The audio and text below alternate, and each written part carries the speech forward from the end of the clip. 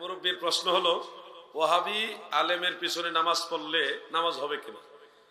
আমি প্রশ্নের উত্তরটা দিব, কিন্তু বুঝে নিবেন, সরাসরি আপনি বুঝে নিবেন। আমি একটু হাদিস থেকে উত্তরটা দিচ্ছি।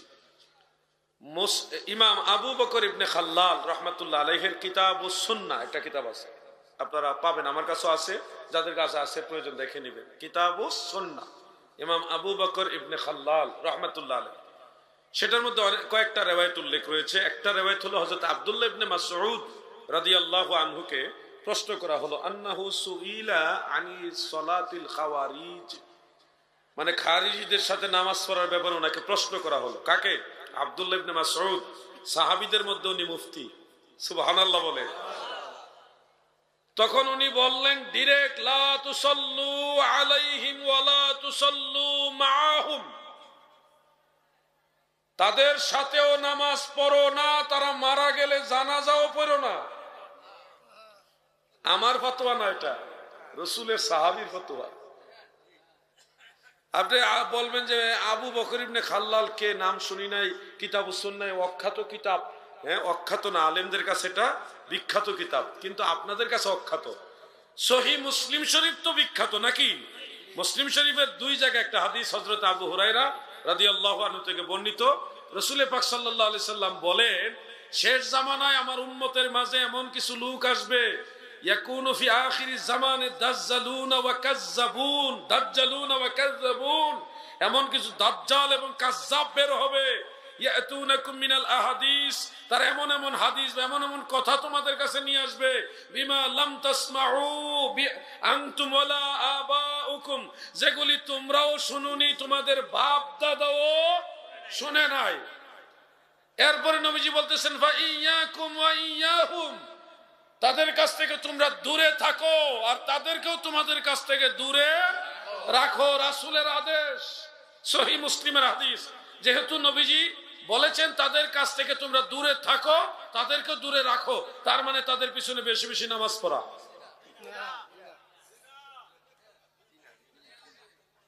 বুঝলে বুঝপাতা, না বুঝলে তেজপাতা। আমি জেনে শুনে কোন ওয়াহাবির পিছনে নামাজ পড়ি না, পড়বো না। ফিতনার আশঙ্কা যদি দেখেন, দুইটা হিকমত করবেন। ধরেন একটা মসজিদে চলে গেছেন, বের হইলে ওই এলাকায় একটা ফিতনা হবে, কিন্তু ইমাম কাট্টা ওয়াহাবি, এখন কি করবেন?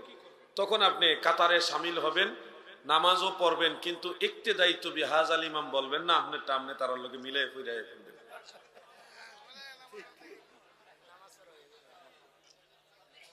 কথাটা বুঝতেছেন না আপনারা? অথবা ধরেন এমন ইমাম, এটা সুন্নি না ওয়াহাবি কিছুই বোঝা যাচ্ছে না, কিন্তু নামাজে ঢুকে গেছেন জামাতের সম্মানের জন্য, জামাত আপনি পড়বেন, ইক্তেদায়িত্ব বিহাজাল ইমাম বলবেন, কারণ আপনি নিশ্চিত না সে সুন্নি না ওয়াহাবি, কিন্তু জামাত আপনি পড়ার জন্য মসজিদে ঢুকে গেছেন। জামাতের জন্য মসজিদে ঢুকে গেলে আর বের হওয়া যাবে না, বের হওয়াটা নেফাকি। জামাত পড়ে নেবেন, ইক্তেদায়িত্ব বিহাজাল ইমামও বলবেন, 3 দিন পর্যন্ত অপেক্ষা করবেন, এই ইমাম সুন্নি না ওয়াহাবিটা জানার জন্য যাচাই করবেন। 3 দিনের মধ্যে যদি জানতে পারেন যে এই ইমাম ওয়াহাবি, তাহলে ওই নামাজ দোহরাইতে হবে। এটা আলা হযরতে মাসালা, ফতোয়া রিজভিয়ার মধ্যে আছে।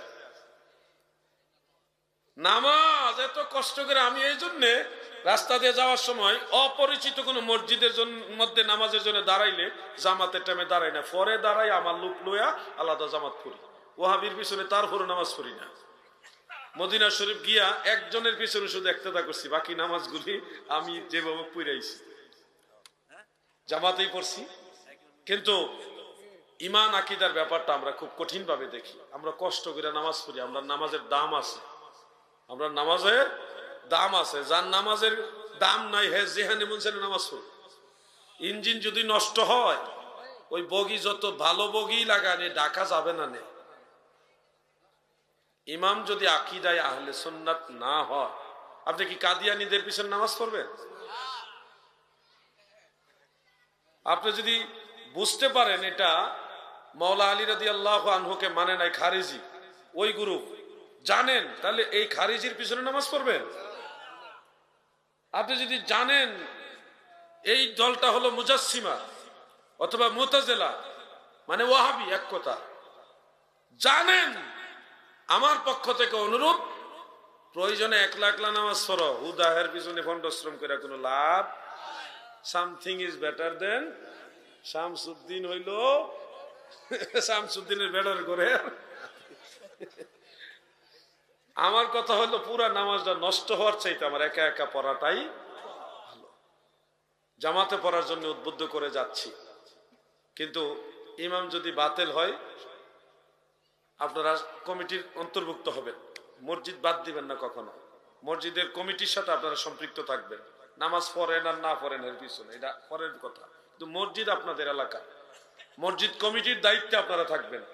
যেদিন মেজরিটি সুন্নি হয়ে যাবেন সেদিন এরকম, ভাই আসসালামু আলাইকুম জানগাম নে, আমাদের সুন্নি ইমাম আছে, তখন আপনি ইমাম সুন্নি ঢুকাইতে পারবেন। আর যদি হুদাই সেদ দেখান, তোর নামাজ পড়তাম না, চল গেছেন গা জিদ্দা হায়া, কিচ্ছু হইতো না, হে তার মাঠ খোলা পাইব, পুরা দেশ লয়ে যাবো তার পক্ষে। আমরা সুন্নিরার যে বিষ, হুদাই বিষ উঠটা জায়গায়, তোর পিছনে নামাজ পড়তাম না। আমার আয়সা অনেক সময় বলে, জাদি সাহেব ওই হ্যাঁ এই কথা কইছে দিকা তার পিছনে 12 বছর ধরে নামাজ পড়ি না। চিন্তা করছেন 12 বছর যদি সে মসজিদ কমিটির সাথে থাকতো, আরো 2-4 জন লোক নিয়ে কমিটিতে ঢুকাইতো, তাহলে একটা কিছু করা সম্ভব হইতো না। উনি গেছে গা, উনি দাম দেখাইতেছে, দাম দেখাই হইব না, একমত করে চলবে। আল্লাহ আমাদের বুঝার তৌফিক দেন, আমিন। আমার জি ধন্যবাদ, অনেক সুন্দর একটা প্রশ্ন উত্তর করেছেন এবং শিক্ষণীয় প্রশ্ন। নফস এবং রুহের মধ্যে পার্থক্য কি? কুল্লু নাফসিন যায়িকাতুল মাউত, নফসের মৃত্যু হয়, রুহের কি হয়, রুহের কি হাল, রুহের মাগফিরাত কেন কামনা করা হয় এবং রুহের মাগফিরাত করা হচ্ছে নফসের কি ব্যাখ্যা, এই দুইটা বিষয় খুবই আমার কাছে খুব চমৎকার লেগেছে। তাফসীরে মাজহারির মধ্যে বিষয়ে আল্লামা কাজী সানাউল্লাহ ফানিফাতি রহমাতুল্লাহ আলাইহি রুহের ব্যাপারে সুন্দর আলোচনা করেছেন। রুহ শব্দটা সম্পর্কে কুরআনুল কারীমের মধ্যে বলা হয়েছে এটা আমরে রাব্বি, আল্লাহ তাআলার একটা আদেশ। তো আমরে রাব্বি হিসেবে আমরা হাদিস থেকে এটার ব্যাখ্যা পাই। নবী করিম সাল্লাল্লাহু আলাইহি ওয়াসাল্লাম বলেন, প্রত্যেকটা মানুষের রুহু হলো তার দেহের সদৃশ। আমি যেরকম আমার রুহুটাও ঠিক ওরকম। আমি যেমন দেহধারী মুজাসসিম, আমার রুহুটাও দেহধারী। যেমন এটা বুঝবো কিভাবে? আয়নার সামনে যদি আমি দাঁড়াই, আয়না, তখন আমাকে হুবহু দেখা যাবে এবং ওই আয়নার সামনে আমাকে যেটা দেখা যায় পুরোটাই আমি। বা আপনারা যারা এখন আমাকে দেখতেছেন এটা আলাউদ্দিন জেহাদি, আলাউদ্দিন ভাই, জেহাদি ভাই, যে যেমনি বলেন। কিন্তু আমি যেদিন মারা যাব আমার ভিতর থেকে রুহুটা চলে যাবে। রুহুটা চলে গেলে তখন আমার এই শরীরটা মাটিতে শুয়ে রাখা হবে, ডেড বডিটা। তখন কিন্তু কেউ বলবেন এটা আলাউদ্দিন জেহাদি, বলবে এটা আলাউদ্দিন জেহাদির লাশ, এটা ওনার লাশ। তাহলে এখন আপনারা বলছেন এটাই আমি, কিন্তু তখন এটা আমি না, আমার লাশ। তো বোঝা যাচ্ছে এটা আমি না, এটার মধ্যে আমি আছে, এটার মধ্যে আমি আছে। তাহলে যেটা আছে এটার ভিতরে ওটাই হলাম অরিজিনাল আমি। আর এটা যেটা দেখছেন এটা হলো খাঁচা। এটাকে নফসের একটা কথায় একটা ব্যাখ্যায় বলা হয় এটা নফস, এই বডিটা।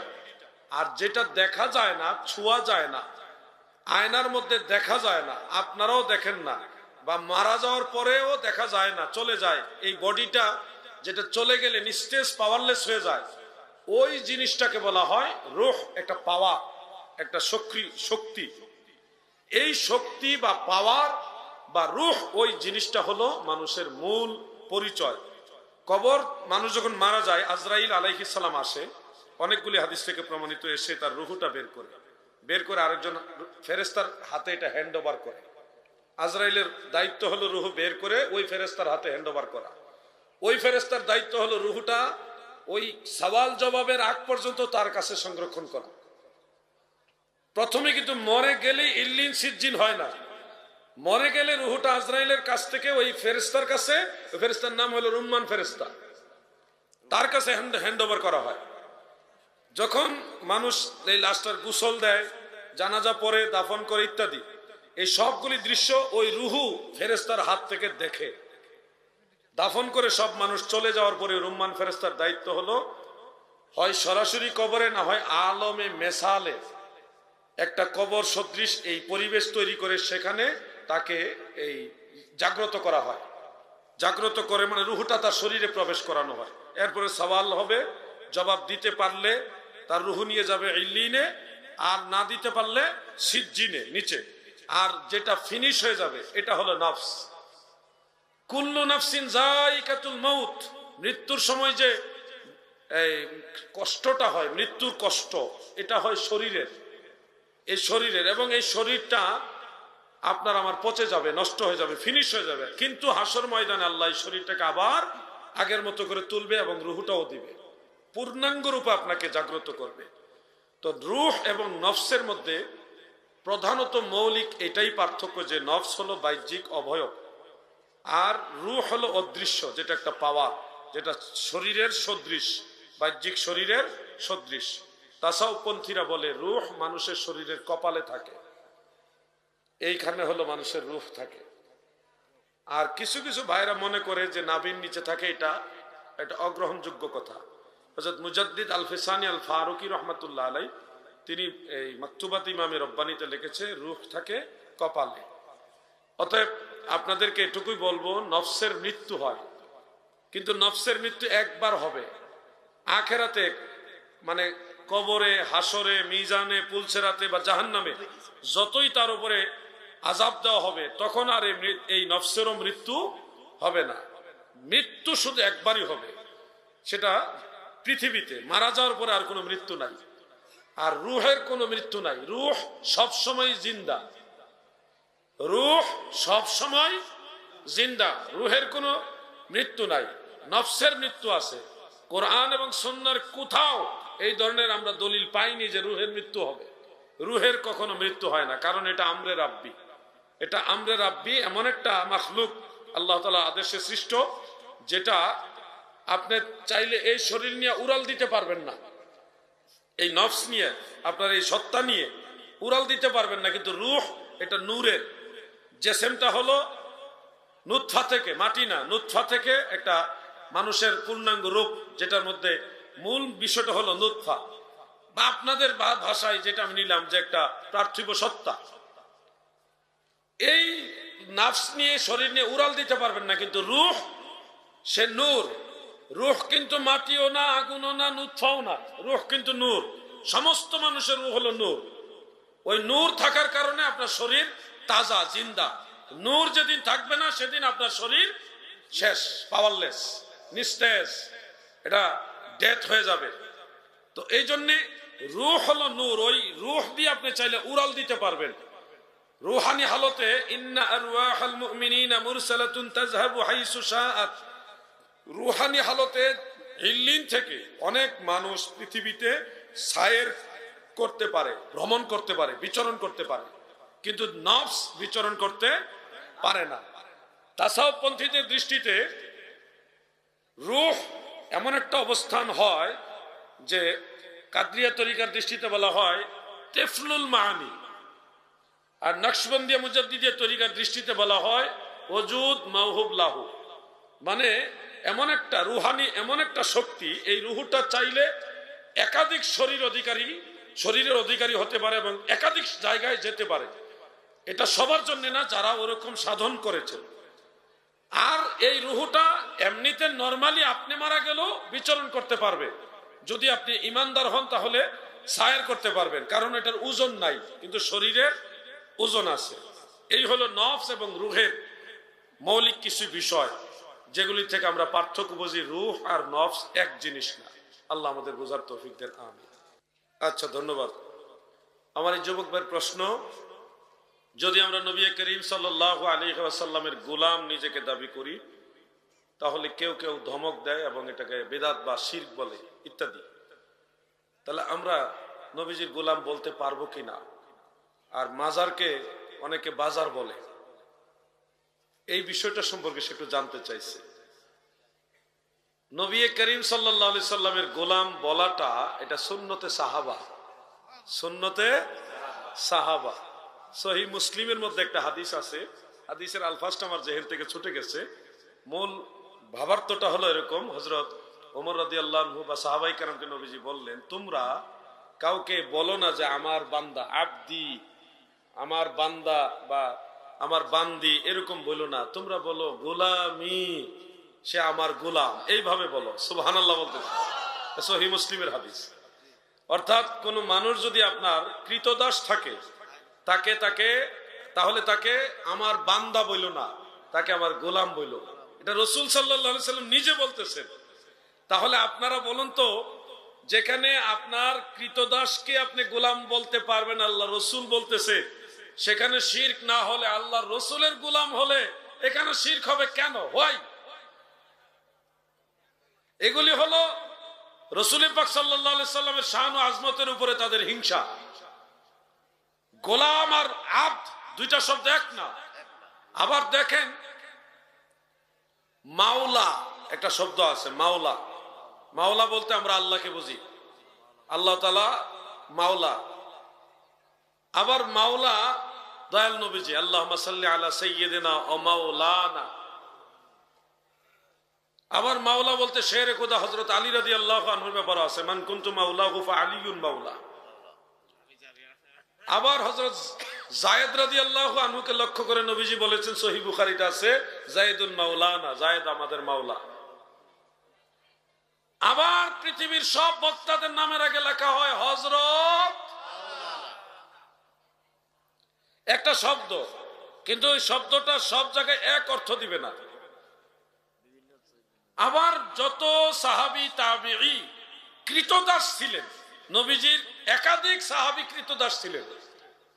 যেমন সাফিনা, তিনি মাওলায়ে রাসূলিল্লাহ, আল্লাহ রসুলের মাওলা, মানে রসুলের মাওলা বলতে রাসূলের কৃতদাস। মাওলা শব্দের একটা অর্থ হলো কৃতদাস, মানে গুলাম। গুলাম আমাদের এই ভাইদের এটা বোঝা উচিত যে সব জায়গায় শিরকের ফতোয়া দেওয়া ঠিক না। তাহলে দেখা যাবে কি, পৃথিবীর সব ইমামরা ইসলাম থেকে খারিজ হবে, শুধু উনি একলাই মুসলমান থাকবে। আল্লাহ ওই ভাইদের বোঝার মতো তৌফিক দান করেন, বলে না আমি। মাজার শব্দটা ইসমে জরফ, জরফে মাকান, জারা ইয়াজুরু, এটার ইসমে জরফ এবং জরফে মাকান হলো মাজার, মানে মাউদিউজ জিয়ারা, জিয়ারতের স্থান। জিয়ারতের স্থান, জিয়ারত আল্লাহ রসুলের সুন্নত, এটার উপরে ইজমা হয়ে গেছে, উম্মতের ইজমা হয়ে গেছে, ঐকমত্য হয়ে গেছে যে জিয়ারত করা সুন্নাহ। তো সেই জিয়ারত নবীজি নিজে করেছেন, সাহাবাই কেরাম করেছেন, এটা নিয়ে কারো কোনো ইখতিলাফ নাই, মতানৈক্য নাই, সবাই একমত। সেই জিয়ারত, যেই স্থানটাকে অধিক পরিমাণ, যেই কবরকে অধিক পরিমাণ মুসলমানেরা জিয়ারত করে, ওটাকে বলা হয় মাজার। তাহলে একটা সুন্নাহসম্মত নামকে, সুন্নাহসম্মত একটা জায়গাকে বা কোরআন সুন্নাহ দ্বারা প্রমাণিত একটা বিষয়কে তিরস্কার করে বাজার বলা, যদি সুন্নতকে এনকারের উদ্দেশ্যে বলে থাকে, তাহলে ওনার ঈমান চলে যাবে। ঠাট্টা করে নবীজির সুন্নতকে, এই যে দাড়ি সুন্নত, আপনি দাড়ি তো রাখছেন না, আপনি যদি বলেন তোর দাড়িটা ছাগলের মতো, তখন কিন্তু আপনার ঈমান চলে যাবে, কারণ আপনি এনকার করছেন। এনকার করলেন, যে কোনো সুন্নাহকে এনকার করা কুফরি। রাসূলের প্রমাণিত প্রত্যেকটা সুন্নতকে এনকার করা কি কুফরি। এজন্য মাজার আপনি মানেন আর না মানেন, জান আর না জান, আপনার ব্যক্তিগত ব্যাপার, কিন্তু মাজার মানে জিয়ারতের স্থান। আর জিয়ারত স্বয়ং আল্লাহ রসুল সাল্লাল্লাহু আলাইহি সাল্লাম নিজে করেছেন। সেটাকে আপনি যদি এখন বাজার বলেন, তখন মাজার এই জিনিসটাকে এনকার করার কারণে আপনার ঈমান নামক মহামূল্যবান জিনিসটা চলে যেতেও পারে, সব সর্বনাশ হয়ে যাবে। পাগলামি সব জায়গাত করো না ভাই। যারা ভণ্ড তারা তো ভণ্ডই, ভণ্ডদের ব্যাপারে আমাদের কোনো মানে পার্সিয়ালিটি নেই, তাদের ব্যাপারে আমাদের কোনো সাপোর্ট নাই। কিন্তু তোমার কথার মতো তার ভণ্ডের মাজার বলনি, মুতলাকান শর্তহীন মাজার বলেছেন, মানে সব মাজার আপনার কথার মধ্যে চলে আসছে। মাজার তো নবী রাসূলদেরও আছে, নবী রাসূলদের মাজার, সাহাবাই কেরামের মাজার, আল্লাহ রসুলের মাজার মুবারক, রওজা মুবারক, সবগুলিকে আপনি বাজার বানাই দিবেন। মুমিন দুই প্রকার, একটা হলো মুমিনে নাকিস আর একটা মুমিনে কামেল। দুই ধরনের মুমিন। আমরা সবাই মুমিন, নিঃসন্দেহে আমরা মুমিন, কিন্তু আমরা মুমিনে কামিল এখনো হতে পারিনি। যারা মুমিনে কামিল হয়েছে তারা নফসে মুতমাইন্নার স্তরে পৌঁছে গেছে। নফস তিন প্রকার, কোরআন শরীফের আলোকে নফস কয় প্রকার? তিন প্রকার। নফসের ওয়াজ এখন নাই, এখন বহু তাফসির পাবেন, নফসের কোনো তাফসির হয় না। কোরআনুল কারীমে একটা নফসের কথা উল্লেখ রয়েছে, এটার নাম হলো নফসে আম্মারা। নফসে আম্মারা মানে হলো সব সময় খারাপ কাজ করেই তার আনন্দ লাগে, ভালো কাজের ধার ধারে না। সব সময় ধরেন খেলাধুলা নিয়ে পড়ে থাকে, নামাজ রোজা তো নাই, বরং লটারি নিয়া, বিভিন্ন জায়গায় ক্যারাম বোর্ড নিয়া, সব সময় ফাসিকি কাজ নিয়া, বেবিচার অবিচার নিয়ে সমস্ত পাপাচার তার মধ্যে পাবেন, কোন সময় কোনো ভালো কাজ তার মধ্যে পাবেন না। এটাকে বলা হয় নফসে আম্মারা। নফসে আম্মারা। আরেকটা নফসের কথা আল্লাহ তাআলা বলেছেন, এটার নাম হলো নফসে লাওয়ামা। নফসে লাওয়ামার খাসিয়তটা হলো সে খারাপ কাজ করে কিন্তু অনুতপ্ত হয়, আহার এটা করা ঠিক হইছে না, অনুতপ্ত হয়, কিন্তু সে ভালো কাজের দিকে আসে না। খারাপ কাজ করে কিন্তু তার মনের মধ্যে কথাটা জাগ্রত হয়ে করাটা ঠিক হয় না, এই কাজটা করা ঠিক হয় না। এরকম আছে না আমাদের ভাই? অনেক লোক আছে, একজনের মনে করেন একজনের ক্ষতি করে ফেলছে, করে আবার নিজে চিন্তা করতেছে এটা করা ঠিক হইছে না, কিন্তু তার অবস্থান থেকে সে আবার ফিরে আসে নাই, ও চলতে আছে, কাজ করতে আছে, আবার ভাবতেছে এটা করা ঠিক হয় না। এই যে অনুতপ্ত হয়, এই ধরনের নফসকে বলা হয় নফসে লাওয়ামা। আর আরেকটা নফস হলো নফসে মুতমাইন্না। এটা আপনারা প্রায় নামাজে ইমাম সাহেবের জবান থেকে শুনেন, ইয়া আইয়াতুহান নাফসুল মুতমাইন্না ইরজিই ইলা রাব্বিকি রাদিয়াতাম মারদিয়া। আমার আল্লাহ বলেন, শান্তিপ্রাপ্ত আত্মা কোথায় তোমরা গো? তোমরা সন্তুষ্টি চিত্তে আমি আল্লাহর দিকে প্রত্যাবর্তন করো। এই নফসে মুতমাইন্নার স্তরে যারা আছে তারা সব সময় ভালো কাজে আনন্দ পায়, মন্দ কাজের দিকে তার নজর নাই।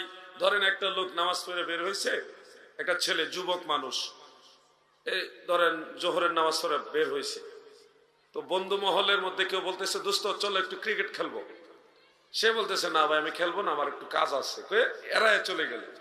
অথবা ধরেন একজনের সাথে আরো কয়েকজনের সাথে একজন বন্ধু গেল যে নামাজি ফরহেজগার, তো অন্যান্য বন্ধুরা বলতেছে, দোস্ত একটু টান দেও তো দেখি। তো সবাই তারা রিকোয়েস্ট করার পরেও সে এটা করে নাই, সিগারেট পান করে নাই, সে এটা থেকে বিরত থাকলো। মানে খারাপ কাজে তার কোনো ধরনের আনন্দ নাই, অনুভূতি নাই, সবসময় ভালো কাজে আনন্দ লাগে। এটাকে বলা হয় নফসে মুতমাইন্না। তো আপনাদের মধ্যে এবার কে কোন ক্লাসে পড়েন একটু নিজেরাই বিচার করে নিলে আমার আর ধরা লাগবে না, কোনো জজ ব্যারিস্টার লাগবে না। যাদের নফস নফসে মুতমাইন্নার স্তরে পৌঁছে গেছে তাদেরকে বলা হয় মুমিনে কামিল। এরা হলো সেই মুমিন বান্দা যাদের পথে আপনি আমি চলতে হবে। হুকুম দিয়েছে স্বয়ং আল্লাহ, মুমিন বান্দাদের পথে চলো। ওই পথ হলো জান্নাতের পথ, ওই পথ হলো আল্লাহ এবং আল্লাহ রসুলের মনোনীত পথ। সুবহানাল্লাহ। এবার একটা কথা শুনেন যুবক ভাইরা, মতলবে চাঁদপুরে অনেক লামাযহাবী ঢুকছে। লামাযহাবী এরা কোনো মাযহাব মানে না, কোন ইমাম মানে না, কোন তরিকা মানে না, কোন উলিয়া উলিয়া মানে না, কোন পীর বুজুর্গ মানে না। একটা বিষয় খেয়াল করেন, ইমাম আবু হানিফা, ইমাম মালিক, ইমাম শাফিঈ, ইমাম আহমদ, ইমাম মুহাম্মদ ইবনে হাসান, ইমাম আবু ইউসুফ, ইমাম জুফার, আরো যত আইম্মা ইকরাম, ইমাম বুখারী, ইমাম মুসলিম, ইমাম আবু দাউদ, ইমাম তিরমিজি, ইমাম ইবনে মাজাহ, ইমাম নাসাই, আরো যত আইম্মা ইকরাম আছেন, হুজুর গাউসে পাক আব্দুল কাদের জিলানী, খাজা গরিব নওয়াজ মুঈনুদ্দিন চিশতি, খাজা বাহাউদ্দিন নকশবন্দ আল বুখারী, হযরত শাইখ আহমদ সেরহিন্দি, মুজাদ্দিদ আল ফেসানি আল ফারুকি রাহিমাহুমুল্লাহ তাআলা, এই যে মানুষগুলির নাম বললাম, ওনারা যদি মুমিনে কামিল না হয়, সেই মুমিন বান্দা না হয়, তাহলে আর কারা আছে মুমিন বান্দা? আমার কথাটা বুঝছেন আপনারা? আল্লাহ তাআলার হুকুম হলো মুমিন বান্দাদের পথে চলো। কাদের পথে? মুমিন বান্দাদের পথে চলো, এটা আল্লাহর আদেশ। তাহলে এই যে নামগুলি বললাম, ওনাদের পথে যদি আমরা না চলি, ওনাদের যদি না মানি, তাহলে আর কে আছে যাদের পথে আমাদের চলতে হবে? যাদের নাম বললাম সবাই মাযহাব মানত, সমর্থন করত, সবাই মাযহাব মানত, সমর্থন করত, মাযহাব বিরোধী কেউ না এখানে, সবাই মাযহাবের পক্ষের লোক। ইমাম আবু হানিফা হানাফি মাযহাবের তো ফাউন্ডার উনি। 4 মাযহাবের 4 ইমাম ছাড়াও ওনাদের ফতোয়া বোর্ড সমূহের মধ্যে শত শত মুস্তাহিদ, শত শত মুস্তাহিদ, হাফেজুল হাদিস, এর পরবর্তী যুগে এসে ইমাম বুখারী, মুসলিম, আবু দাউদ, ইবনে মাজাহ, তিরমিজি, নাসাই, সিয়াসিত্তার সহিহ ইমাম, পরে অন্যান্য আইম্মায়ে কেরাম, উনারা সবাই মাযহাবের পক্ষের লোক। ইমাম বুখারী নিজেই মুস্তাহিদ ছিলেন, নিজেই কি ছিলেন? মুস্তাহিদ ছিলেন। যার কারণে উনি সরাসরি কোনো মাযহাবের তাকলিদ করতেন না। উনি নিজে নিজে মাসালা ইস্তেমবাদ করার মতো যোগ্যতা ছিল, কিন্তু উনি মাযহাব বিরোধী ছিলেন না, মাযহাবের পক্ষে ছিলেন, সমর্থনকারী ছিলেন। মাযহাব সঠিক এটা উনি রায় দিতেন। অনেকে মনে করি ইমাম বুখারী মাযহাব মানে নাই, অতএব আমরাও মাযহাব মানব না। বুকা কোথাকার একজন ডাক্তার, সে এমবিবিএস পাস করেছে, পিএইচডি করেছে, সে মেডিসিন বিশেষজ্ঞ। সে চাইলে অন্য একজন ডাক্তারের পরামর্শ নিতেও পারে, নাও নিতে পারে, কারণ সে নিজেই তো ওষুধ চিনে। তার তো আরেকজন ডাক্তারের কাছে যাওয়া জরুরি না, সে নিজেই ওটা পারদর্শী, সে নিজেই মেডিসিন চিনে, জানে, এই ব্যাপারে সে বিশেষজ্ঞ। ইমাম বুখারী নিজেই হলো ওইরকম যোগ্য ব্যক্তি, যিনি নিজেই কুরআন হাদিস থেকে মাসআলা বের করার মতো যোগ্যতা রাখেন। এই জন্য অন্য কারো তাকলিদ করা ওনার জন্য জরুরি ছিল না। উনি নিজে নিজেই সবসময় মাসালা ইস্তেমবাদ করতেন কোরআন হাদিস থেকে, নিজে নিজেই মাসালা বের করে আমল করতেন। কিন্তু উনি অন্য মাযহাবের বিরোধী ছিলেন না, না হানাফি মাযহাবের বিরোধী, না শাফি মাযহাবের বিরোধী, না হাম্বলি মালিকি মাযহাবের বিরোধী, কোন মাযহাব বিরোধী উনি ছিলেন না। আমাকে যদি বলেন জিহাদি ভাই, আপনি কিভাবে বুঝলেন ইমাম বুখারী মাযহাব বিরোধী ছিল না? আমি বলবো ভাই, বুখারী শরীফে যে হাদিসগুলি রয়েছে, ওই হাদিসগুলি যারা যারা বর্ণনা করেছেন, যেমন ইমাম বুখারী ওনার উস্তাদের কাছ থেকে শুনছেন, ইমাম হুমায়দি থেকে, উনি ওনার উস্তাদের কাছ থেকে শুনছেন, উনিও একজন তাবী থেকে শুনেছে, উনি সাহাবী থেকে শুনেছে, উনি আল্লাহ রসুল থেকে শুনেছে। মাঝখানে রসুল পাক সাল্লাল্লাহু আলাইহি ওয়াসাল্লামের সাহাবী এবং ইমাম বুখারীর মাঝখানে 2, 3, 4 জন রাবী আছে। তো এই যে রাবীর বর্ণনাকারী, ওনাদের মধ্যে বেশিরভাগ বর্ণনাকারী হলো মাযহাবের তাকলিদ করেনেওয়ালা লোক, মানে মাযহাব মানে, কেউ হানাফি, কেউ শাফি, কেউ হাম্বলি, কেউ মালিকি, কেউ কোনো না কোনো মাযহাবের, সবাই অনুসরণ করত। তো মাযহাব যারা মানত, তাদের বর্ণিত রিওয়ায়াতগুলি ইমাম বুখারী তার কিতাবের মধ্যে উল্লেখ করে এটাই উনি প্রমাণ করে দিলেন যে মাযহাব মানাটা ইসলাম বিরোধী না। এটা যদি ইসলাম বিরোধী হতো, ইমাম বুখারী তাদের থেকে হাদিস বর্ণনা করত। কথা কি বুঝতেছেন আপনারা? তাহলে আল্লাহ তাআলার নির্দেশ, মুমিন বান্দাদের পথে চলো, মুমিন বান্দাদের পথে চলো, এই কথার দ্বারা প্রমাণ হয় 4 মাযহাবও মানতে হবে, 4 তরিকা অন্যান্য তরিকতগুলি মানতে হবে। সমস্ত আউলিয়া উলিয়া, পীর, বুজুর্গ, আইম্মায়ে কেরাম, যারা সালফ এবং খালফ, ওনাদেরকে মানতে হবে। এটা যারা মানে তারাই আহলে সুন্নাত ওয়াল জামাত তথা জান্নাতি দল। যারা পূর্বের ইমামদেরকে মানবে না, তারা কখনো জান্নাতি দল হতে পারে না। হিসাব একবারে ক্লিয়ার। লা মাযহাবী যারা আছেন, আমি আলোচনাটা যুগোপযোগী করার চেষ্টা করতেছি। লা মাযহাবী যারা আছেন, আপনারা কত ভাবে মানুষকে ধোঁকা দিবেন।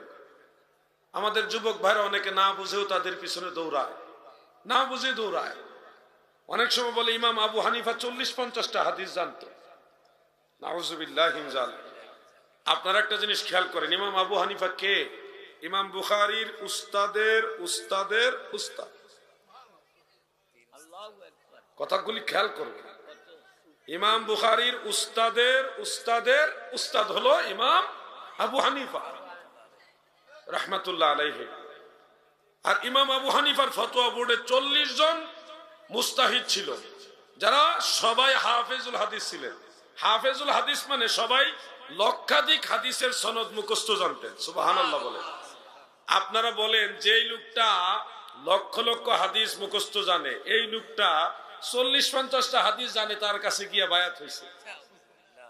এটা কি যুক্তিসঙ্গত কথা? আর 1-2 তো না, ওই জামানার যত ইমাম আছে সবাই ইমাম আবু হানিফাকে ইমাম আজম বলে মেনে নিয়েছে, বড় ইমাম উনি।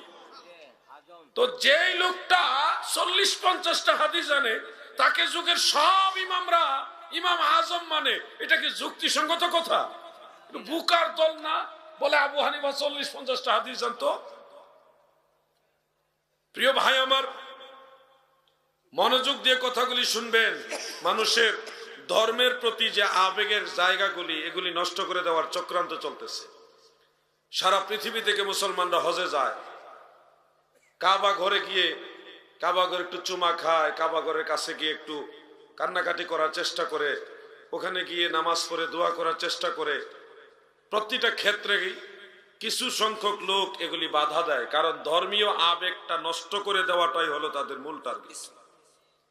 মদিনা মুনাওয়ারায় যাইয়া আমার নবীর পাগলেরা দয়াল নবীজির রওজা মুবারকে সালাতু সালাম দেয়, একটু দাঁড়ায়া দোয়া করার জন্য চেষ্টা করে, কিন্তু কিছু বেঈমান আছে, তারা নবীজির রওজা মুবারকের কিনারে দাঁড়াইতে দেয় না, ধাক্কা দিয়ে দিয়ে সরায় দেয়।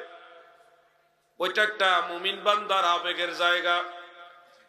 ইসলামের প্রতি আপনার যে একটা ভক্তি, ধর্মের প্রতি যে আপনার একটা ভক্তি, এই ভক্তিটা নষ্ট করে দেওয়ার জন্য যত চক্রান্ত সারা পৃথিবীতে করা হচ্ছে। যদি সৌদি আরবের পুলিশ দেখে যে আপনি বিবি হালিমার বাড়িতে গেছেন, তাহলে তারা সাধ্যমতো বাধা দেয়। এক শ্রেণীর লোকেরা বাধা দেয়। মা আমেনার মাজার জিয়ারতে গেছেন, তাও বাধা দিবে।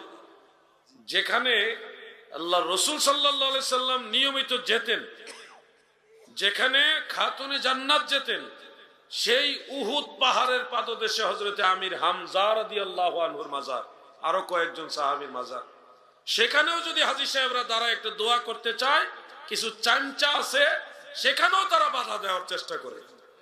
ধর্মের যত আবেগের জায়গাগুলি, এগুলি নষ্ট করে দেওয়ার চেষ্টা হচ্ছে। মাযহাব মানা একটা আবেগের ব্যাপার। আমি অমুক ইমামকে ফলো করি, তরিকা মানা, আমি কাদেরিয়া তরিকা মানি, আমি চিশতিয়া তরিকা মানি, আমি নকশবন্দিয়া মুজাদ্দিদিয়া তরিকা মানি, এটা একটা আবেগের জায়গা। আমাদের তরিকতের ইমাম হযরত মুজাদ্দিদ আল ফিসানি, গাউসে পাক আব্দুল কাদের জিলানী, এটা আবেগের জায়গা। এই আবেগের জায়গাগুলি নষ্ট করে দিতে পারলেই মুসলমানকে তার মুসলমানিত্ব থেকে দূরে সরানো সম্ভব। এটা হলো ইহুদিদের একটা চক্রান্ত। মা বাবার পায়ে অহরহ যুবক ছেলেরা কদম বসি করেছে। আজ থেকে 20 বছর আগেও এটা নিয়ে কোনো কথাই আমরা শুনি নাই, কিন্তু এখন যদি সন্তান মা বাবার পায়ে সুমা তো দূরের কথা, পায়ে ধরে সালাম করলেই কয় শিরিক হয়ে যাবে, পায়ে ধরে সালাম করো না শিরিক, মাথা নত হলে শিরিক।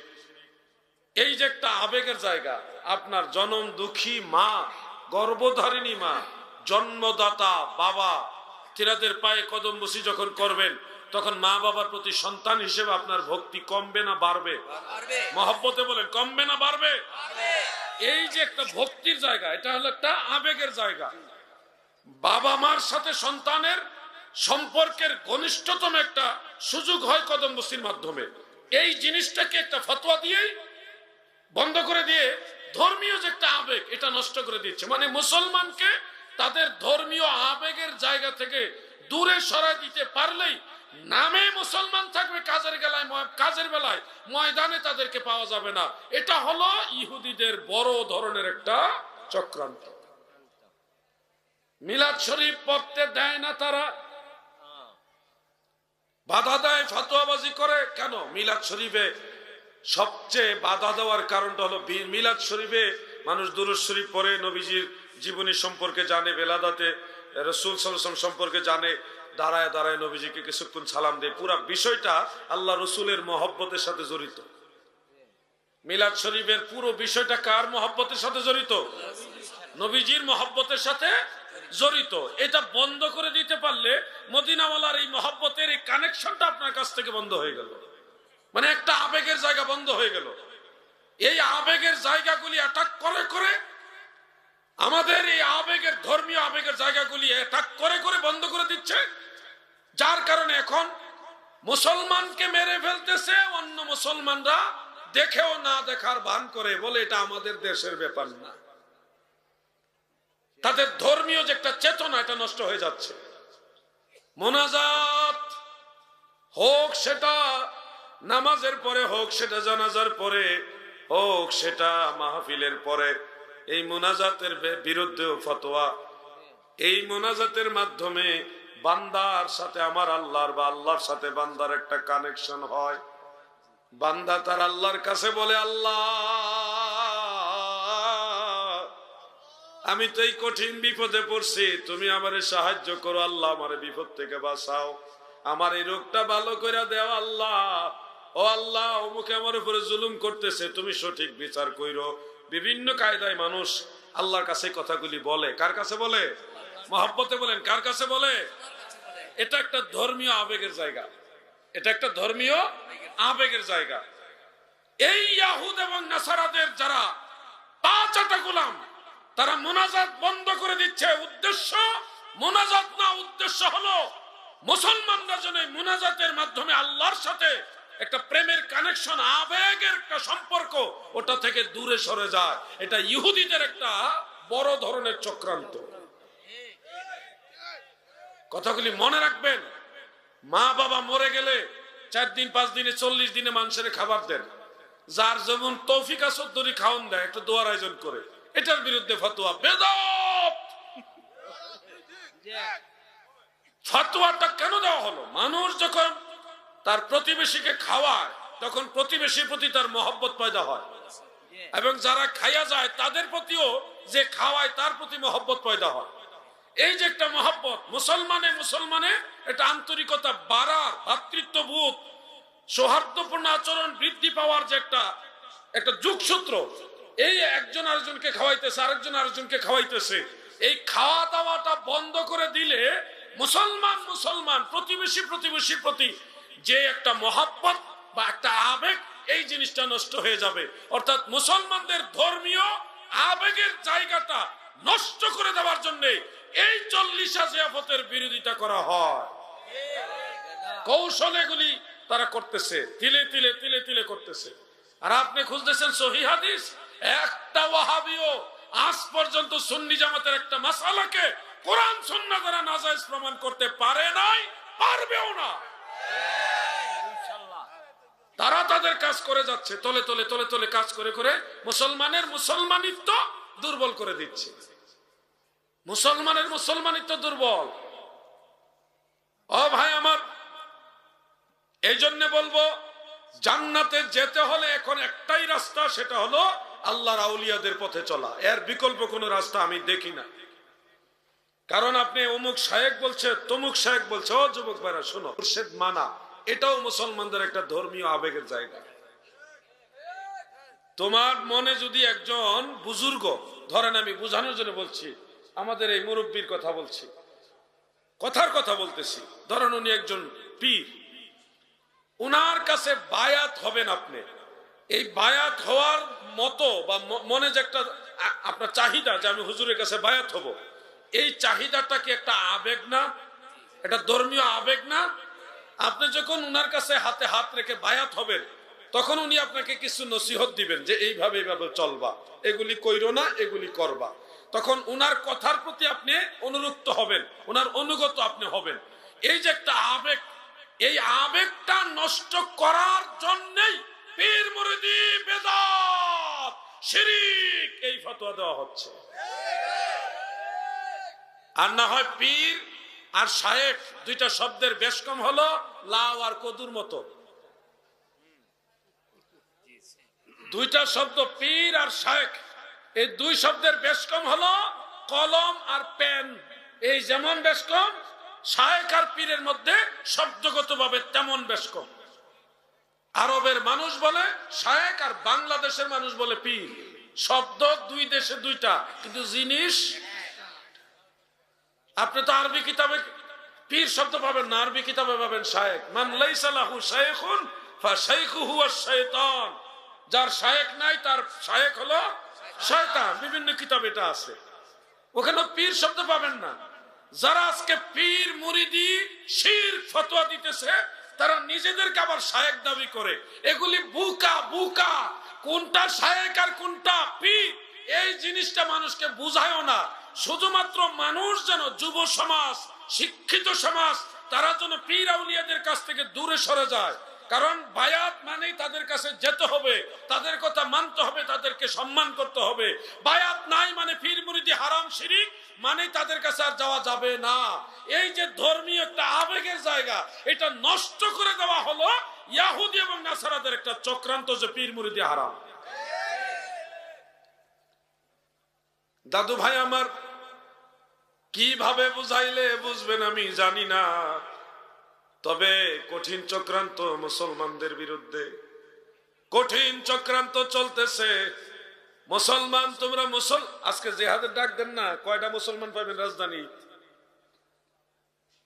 কয়জন পাবেন? বদরের যুদ্ধে 313 জন সারা পৃথিবীর কাফেরদেরকে কাঁপায়া তুলছে। সাহাবাই কারাম ওনারা আমাদের চেয়ে অনেক উত্তম, ওনার তুলনা দিচ্ছি না। ভারতবর্ষ যখন বিভিন্ন সম্রাটেরা, রাজারা, মুসলিম বাদশাহ যারা ছিল, তারা যখন শাসন করে, তখন কেউ তাদের বিরুদ্ধে যুদ্ধ করার মতো দুঃসাহস পায় নাই, দেখায় নাই। কাসেম যখন এই 17 বছর বয়সে ভারতবর্ষ আন্দোলন আক্রমণ করছে, সারা ভারতবর্ষ থর থর করে কেঁপে উঠেছে। ওনার মোকাবেলা করার মতো হিম্মত কোন কুফফারদের হয়নি। আরে বাবা, এটা আগের ইতিহাস, নগদ একটা ইতিহাস বলি। কে কোন দল করেন আমি জানি না। আফগানিস্তানের কথা বলছি, গত 1-1.5 বছর আগে না 2 বছর হয়েছে মনে হয়। এই যে আফগানিস্তানে কালো কালো পাগড়ি পরা কিছু লোক, আমেরিকার মতো মহাপরাশক্তি, সারা পৃথিবীর মধ্যে 1 নম্বর পরাশক্তি হলো আমেরিকা, তাদেরকে ফিডাইতে ফিডাইতে দৌড়ায় আমেরিকা পাঠাইছে পাগড়িওয়ালা কিছু লোক। এগুলি হলো ইমানি জজবাওয়ালা লোক।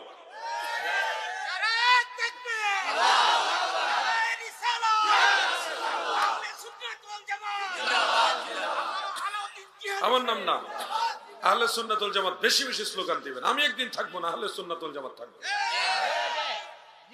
সুন্নিয়ত মানুষকে বুঝান।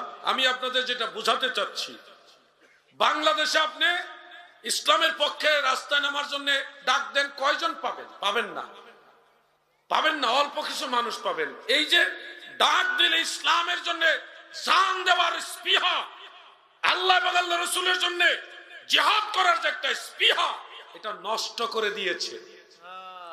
ওই যে এই দুয়া করা যাবে না, মিলাদ পড়া যাবে না, সালাতু সালাম দেওয়া যাবে না, হ্যাঁ 40 জিয়ারত করণ যাবে না, এই করা যাবে না, পীরের মুরিদ হওয়া যাবে না, এই করে, এই যে আস্তে আস্তে বিভিন্ন দিকে আক্রমণ করে আপনাদের ধর্মীয় আবেগ, যেটা ধর্মের প্রতি যে একটা দুর্বলতা, এই জজবাটাই নষ্ট করে দিছে।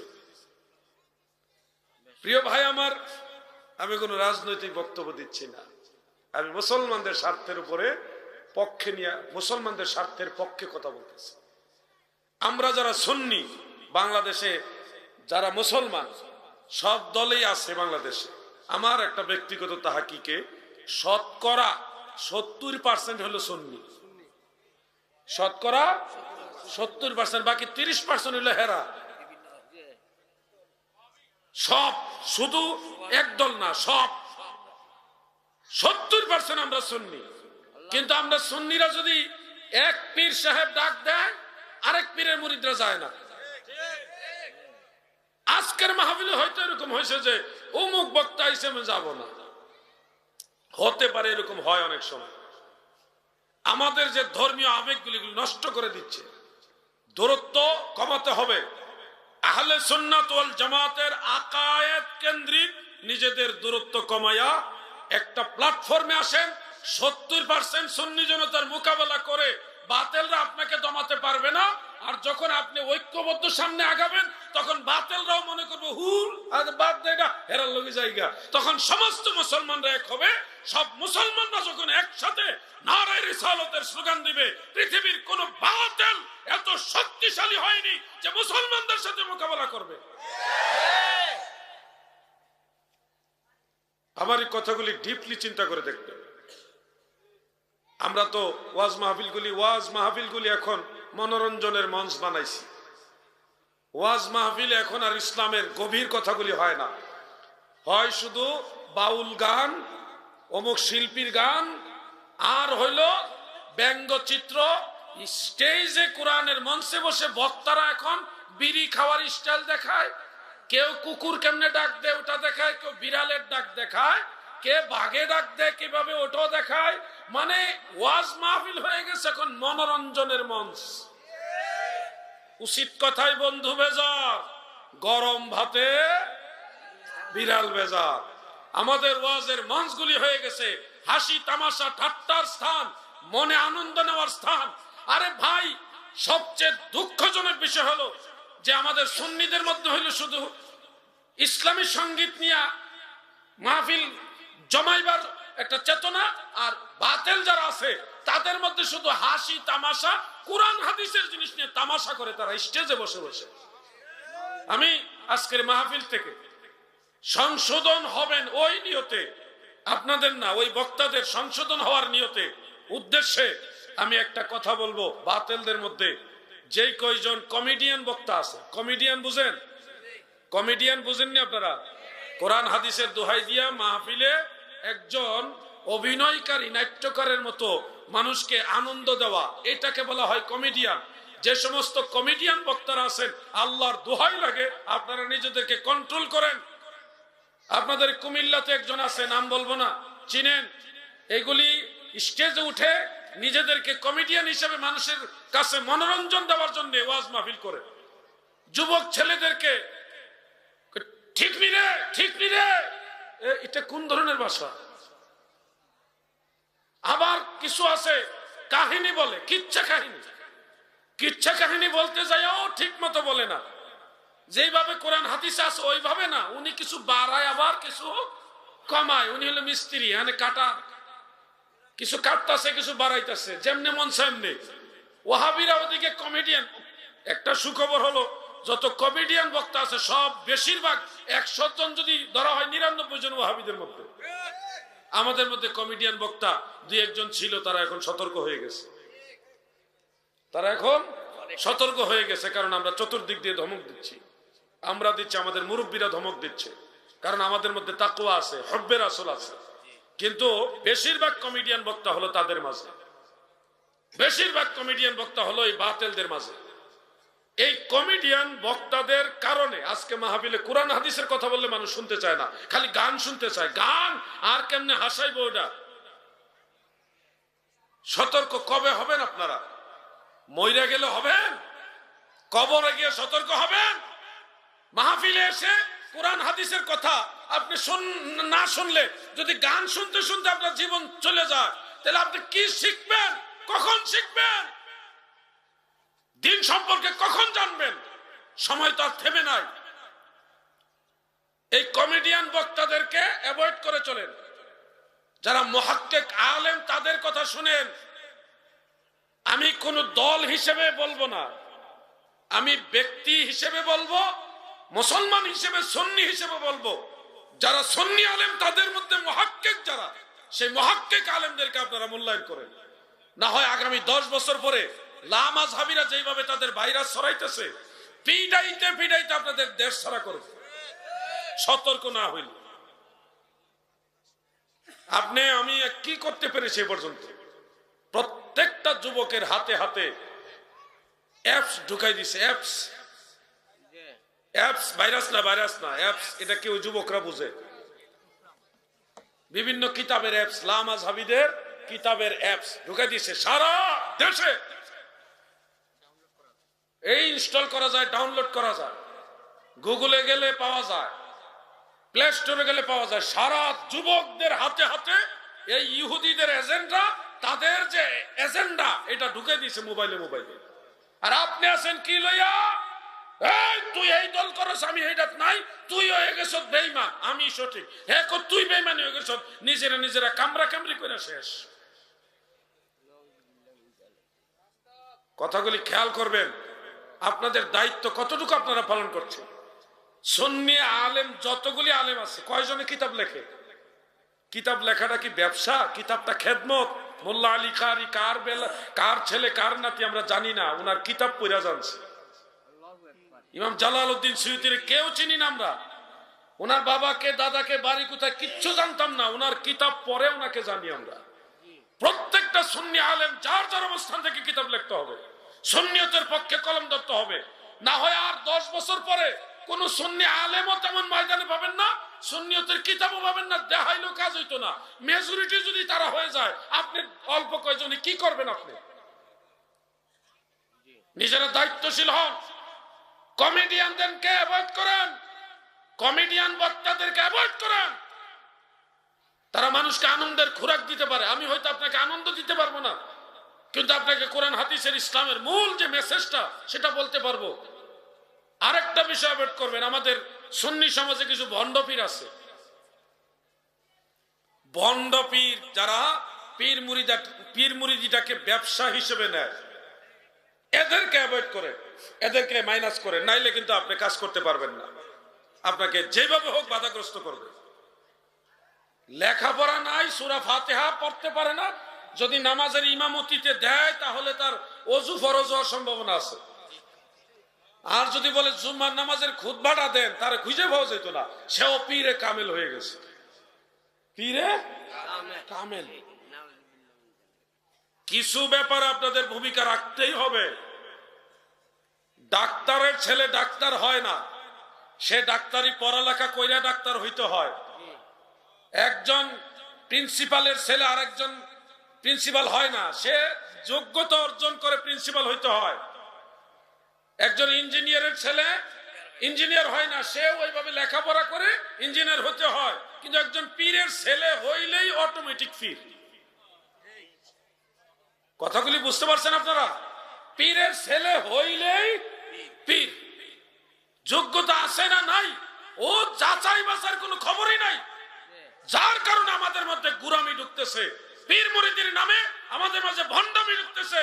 কারণ একজন ডাক্তার আপনার দেহর চিকিৎসক, আপনার ফিজিক্যালি দেহটার চিকিৎসক, আর একজন পীর, একজন শায়েখ শুধু একজন না, গোটা মুসলিম মিল্লাতের একজন পথ প্রদর্শক। উনি যদি ভুল হয় গোটা মুসলিম মিল্লাত ভুল পথে যাবে, উনি সঠিক থাকলে মুসলিম মিল্লাত সঠিক দিকে যাবে।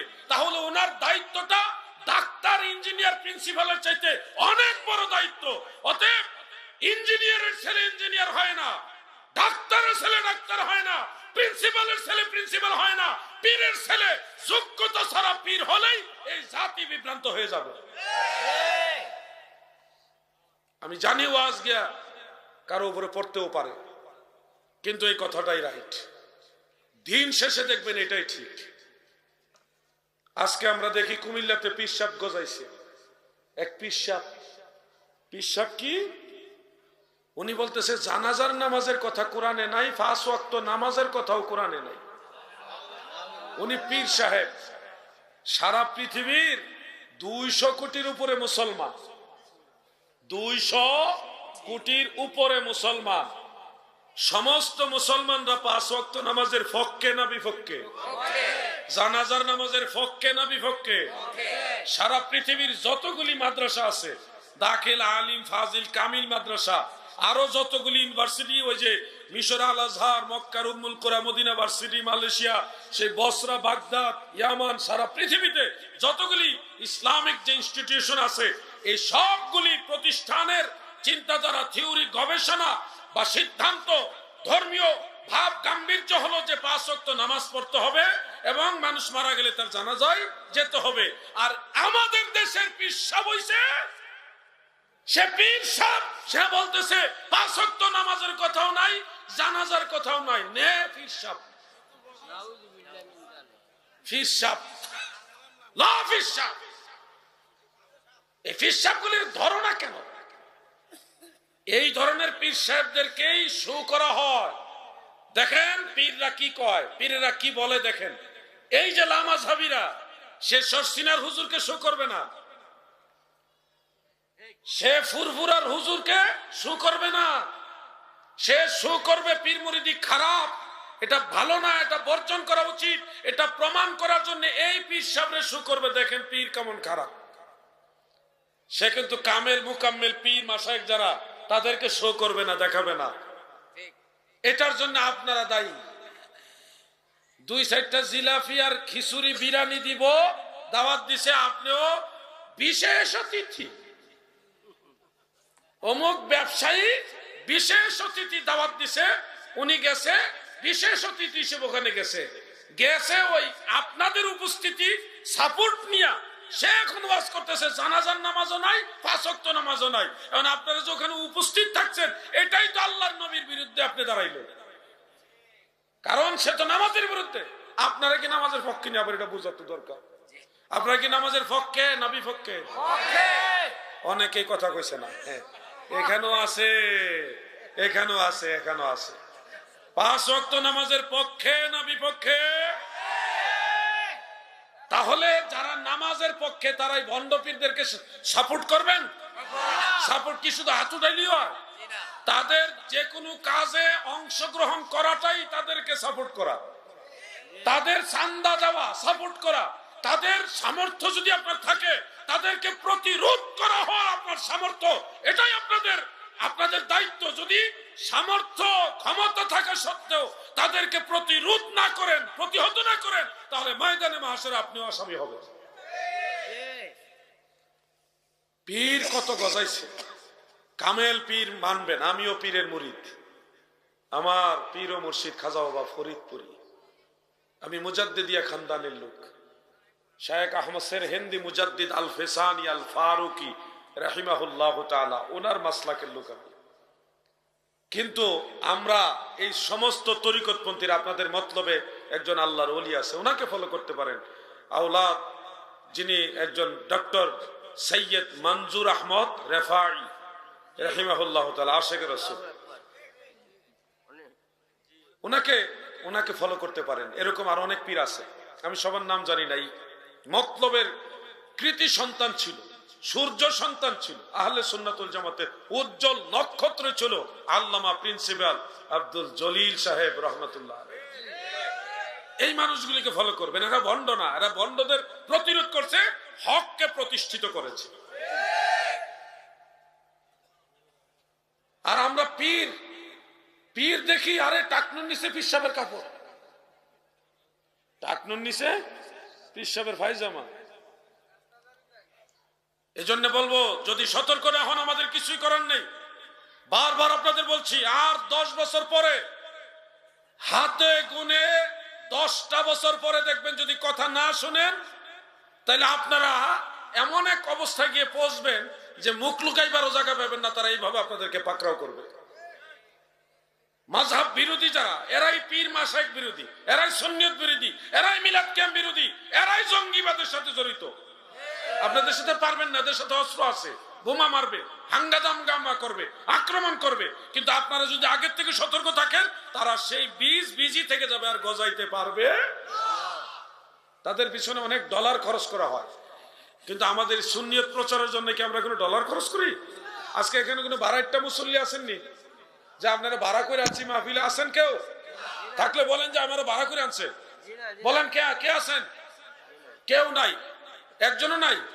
তাহলে আলহামদুলিল্লাহ, আমরা সবাই নিজের থেকে আল্লাহ এবং আল্লাহ রসুলের মহব্বতে আসছি।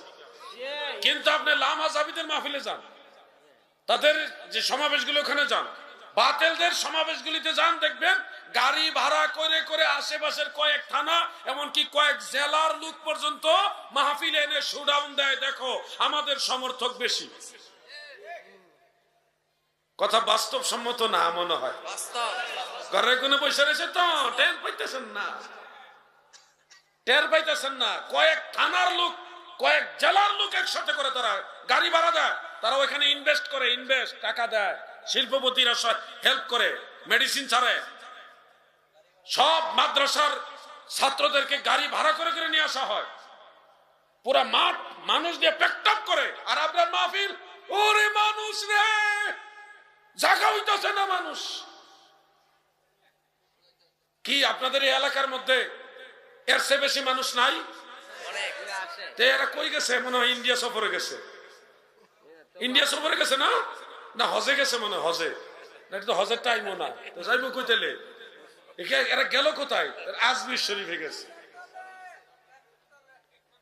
কথাগুলি খেয়াল করবেন, আমি খুব দুঃখের সাথে কথাগুলি বলছি।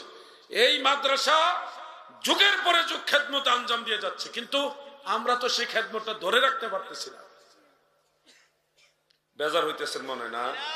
হুজুর আজকে ধরছে, বাইক আপনারা ধরি নাই।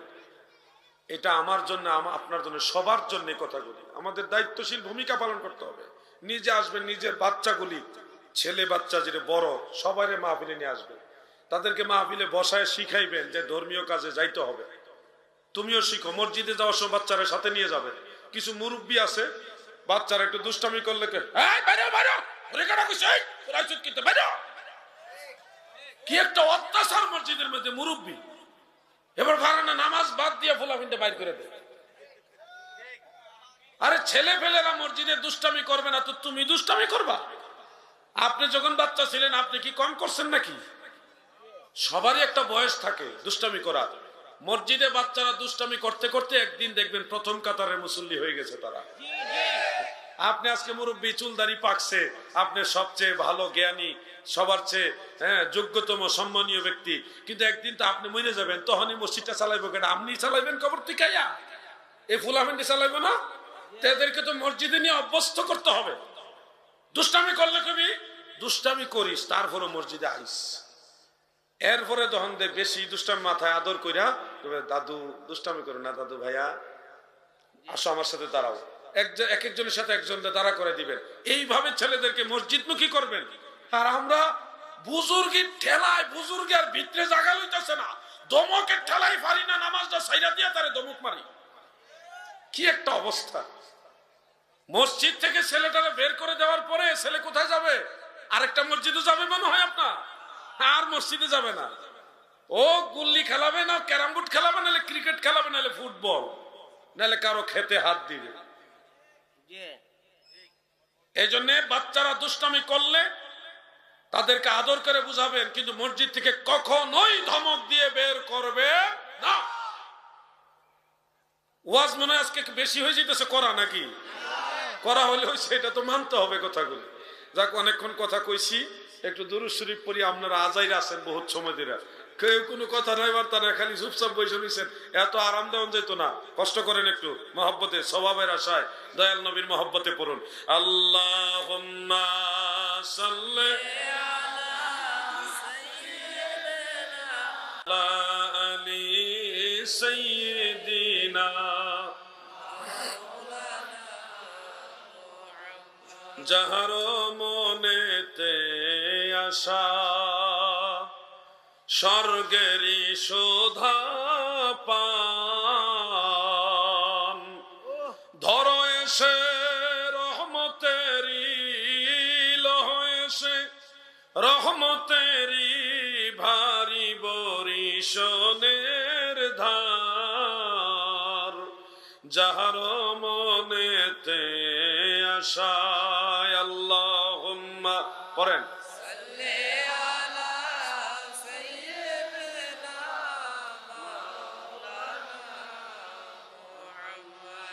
ওয়ালা আলি সাইয়্যিদিনা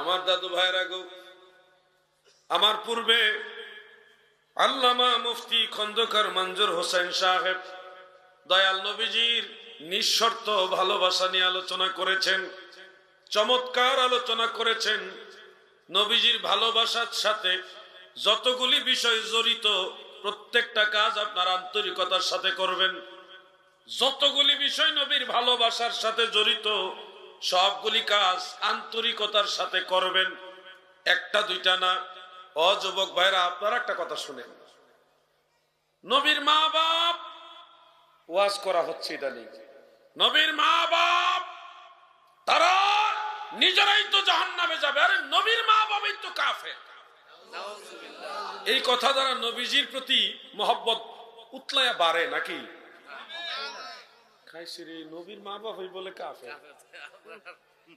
খাইছে রে নবীর মা বাবাই জান্নাতে যাইতে পারতো না একটা নেগেটিভ একটা চিন্তা চেতনা মনের মধ্যে জাগ্রত হয় ওই যে পঞ্চগড়ে মানুষেরা হয়ে যাইতেছে কি বলে কাদিয়ানি মানে আমাদের নবীকে শেষ নবী মানে না তারা নতুন এক নবী বানাইছে নাউজুবিল্লাহ বলে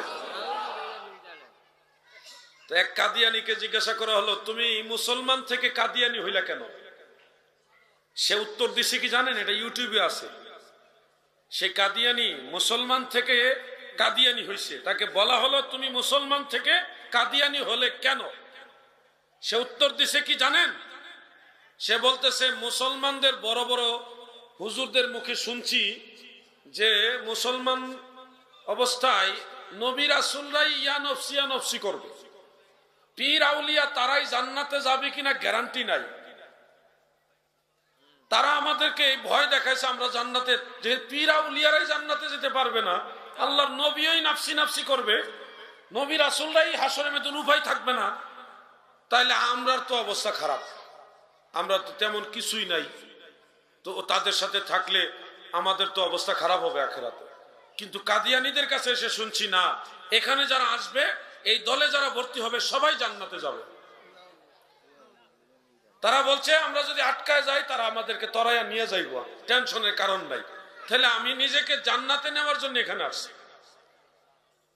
একটা বিষয় খেয়াল করবেন, এটা তার ব্যক্তিগত বক্তব্য, কিন্তু তার এই যে চিন্তা চেতনাটা মাথার ভিতরে আসছে কেন, আমাদের মধ্যে কিছু বক্তা এগুলি বলে হাসর ময়দানে পীর আউলিয়াদেরই হুঁশ থাকবে না, তারা নিজেরাই জান্নাতে যাবে কিনা গ্যারান্টি নাই। এই ওয়াজগুলি আমাদের কিছু হুজুররা করে কি করে না?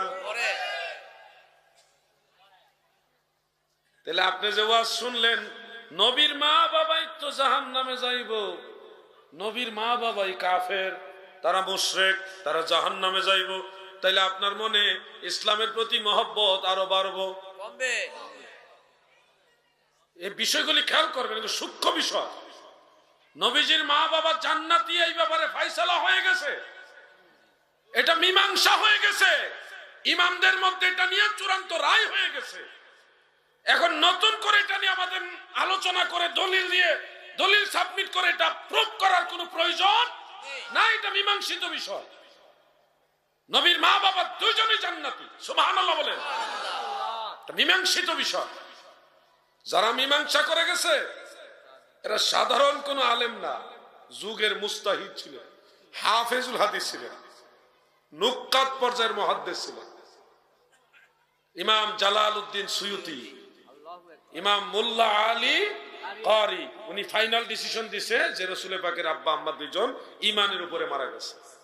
সুবহানাল্লাহ, এটা শরহে শিফার মধ্যে আছে, দ্বিতীয় খণ্ড 605 পৃষ্ঠা, দারুল কুতুব ইলমিয়া বৈরুত লেবাননে ছাপা।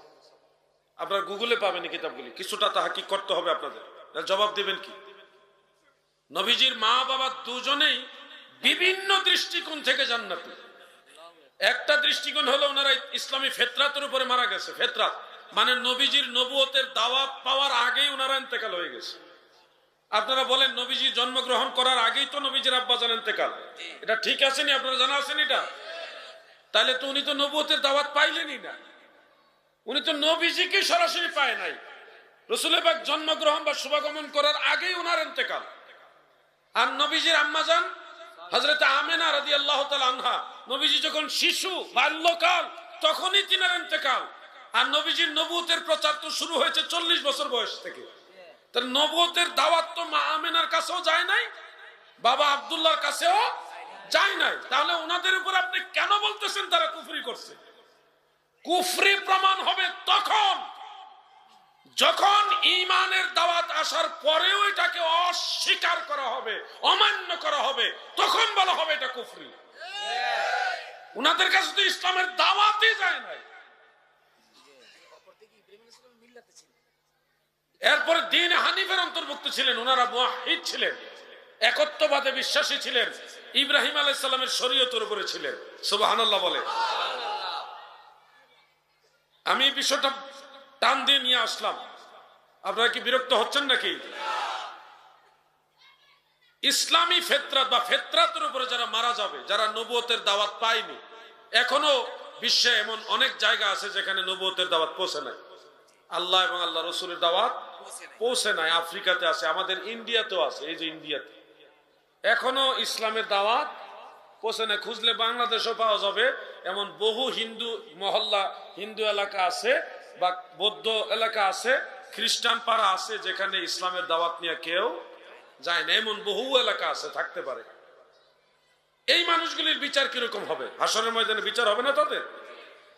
এই মানুষগুলিকে আমার আল্লাহ আল মুস্তাদরাক আলা সহিহাইনের মধ্যে উল্লেখ, এই মানুষগুলিকে আমার আল্লাহ একত্রিত করবেন, আলাদা করে একত্রিত করবেন যারা নবুয়তের দাওয়াত না পেয়ে ওই অবস্থায় মারা গেছে। মানে ফিতরাতের উপরে মারা গেছে, তাদেরকে আল্লাহ আলাদা করবেন, অন্য মানুষদের থেকে আলাদা করবেন। আলাদা করে তাদের সম্মুখ পানে বিশাল একটা অগ্নিকুণ্ডলী আমার আল্লাহ রেডি করবেন। এই আগুনের কুণ্ডলী করে আমার আল্লাহ তাদেরকে বলবেন, তোমরা সবাই আগুনে ঝাঁপ দাও। কারা? যারা ফিতরাতের উপরে মারা গেছে তাদেরকে আল্লাহ কি বলবে? আগুনে ঝাঁপ দাও। তখন ওই মানুষগুলির মধ্যে কিছু মানুষ যারা সৃষ্টিকর্তার উপরে একটা চিন্তা রাখতো যে নিশ্চয়ই আমাদের একজন সৃষ্টিকর্তা আছে, আর হাসরের ময়দানেও তাদের মনে এটা জাগ্রত হবে, আজকে তো বিচার দিবস, সব মানুষকে উঠানো হয়েছে, বিচার হচ্ছে, বিচার যিনি করতেছেন তিনি সৃষ্টিকর্তা, তিনি বলতেছে আগুনে ঝাঁপ দেওয়ার জন্য। সৃষ্টিকর্তা বা স্রষ্টার কথা মানা উচিত, তিনার হুকুমটা মানা উচিত, এই বিষয়টা তাদের মাথায় ক্যাচ করবে। তখন ওই মানুষগুলি আগুনের মধ্যে ঝাঁপ দিবে। আগুনে ঝাঁপ দিবে কেন বলেন তো? আল্লাহ সরাসরি হুকুম দিছে আগুনে ঝাঁপ দাও। তখন তাদের মাথায় ক্যাচ করবে এটাই যে সৃষ্টিকর্তা আদেশ দিতেছেন এই কাজটা করার জন্য, আমরা করি। তখন স্রষ্টার অনুগত হয়ে তারা আগুনে ঝাঁপ দিবে। আর এক শ্রেণীর মানুষ তারা ঝাঁপ না দিয়ে দাঁড়ায় থাকবে। যারা আগুনে ঝাঁপ দিবে আমার আল্লাহ তাদেরকে জান্নাতি বলে ঘোষণা দিবেন, বলবেন তোমরা জান্নাতে প্রবেশ করো। ঝাঁপ দিব আগুনে, কিন্তু ঝাঁপ দেওয়ার পরে দেখবে এটা আগুন না ফুলের বাগান। ওই যে ইব্রাহিম আলাইহিস সালামের যেমনে আগুনে ফালাইবার পরে আমার আল্লাহ ফুল বাগিচায় রেখেছে গো, তেমনি ভাবে হাসর ময়দানে মানুষগুলিকে আমার আল্লাহ আগুনের ভিতরে ভালো রাখবে, এমনকি তাদেরকে জান্নাতি বলে ঘোষণা দিবে। কেউ হেরা উঠছে কে? এরা 3 জনের পেশাবে ধরছে। হ্যাঁ, 3 জনের পেশাব ধরছে। কত পেশাব ধরে দেখেন। ডায়াবেটিস কে আল্লাহ এমনি দিছে? হ্যাঁ, একটাও ফজরের নামাজ পড়ে না, ফজরের নামাজের সময় ঘুমায়। আল্লাহকে ঘুমাইতি রাখ, ঘুমাইতাস, ঘুম পাড়াইতাছি তোরে, দিছে ডায়াবেটিস ধরাইয়া। ডায়াবেটিস ধরাই দিছে, এখন কি আর ফজরের সময় ঘুম আছে? লেফট রাইট দৌড়াইয়া 2-3 কিলোমিটার দৌড়ে আগে ঘুমাইছো, ডায়াবেটিস ধরাই দিছেন, দৌড়া যা। মাহফিল আইলে খালি মুচো ধরে না, খালি মুচো ধরে মাহফিল আইলে না, সহ্য হয় না। 1-1.5 ঘন্টা 2 ঘন্টা, আর এক লোকে 3 জনের ধরে লাগে। কেউ উড়ার নিয়ত থাকলে নিয়তটা ছেড়ে দেন। আর 10টা বা 15টা মিনিট আমি কষ্ট দিব, আর বেশি দিব না। রাগ করতেছেন বেশি নাকি আপনারা? একটু জিকির করেন, লা ইলাহা ইল্লাল্লাহ, মহব্বতে লা ইলাহা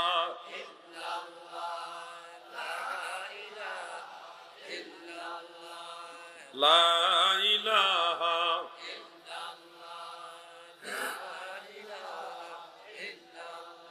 লা ইলাহা ইল্লাল্লাহু মুহাম্মাদুর রাসূলুল্লাহ সাল্লাল্লাহু আলাইহি ওয়াসাল্লাম। আমার দাদু ভাইরা, যেই মানুষগুলি আগুনে ঝাঁপ দিবে তারা জান্নাতি, যারা ঝাঁপ দিবে না আমার আল্লাহ বলবে তোমরা জাহান্নামী। তখন তারা পাল্টা আমার আল্লাহকে বলবে, আল্লাহ আমরা তো বুদ্ধিমানের পরিচয় দিলাম, আমরা কেন জাহান্নামে যাব? আল্লাহকে প্রশ্ন করবে কেন? আমরা তো বুদ্ধিমানের পরিচয় দিলাম, আগুনে ঝাঁপ দেই নাই, আগুনে ঝাঁপ দিব এটা তো বুকাদের কাজ।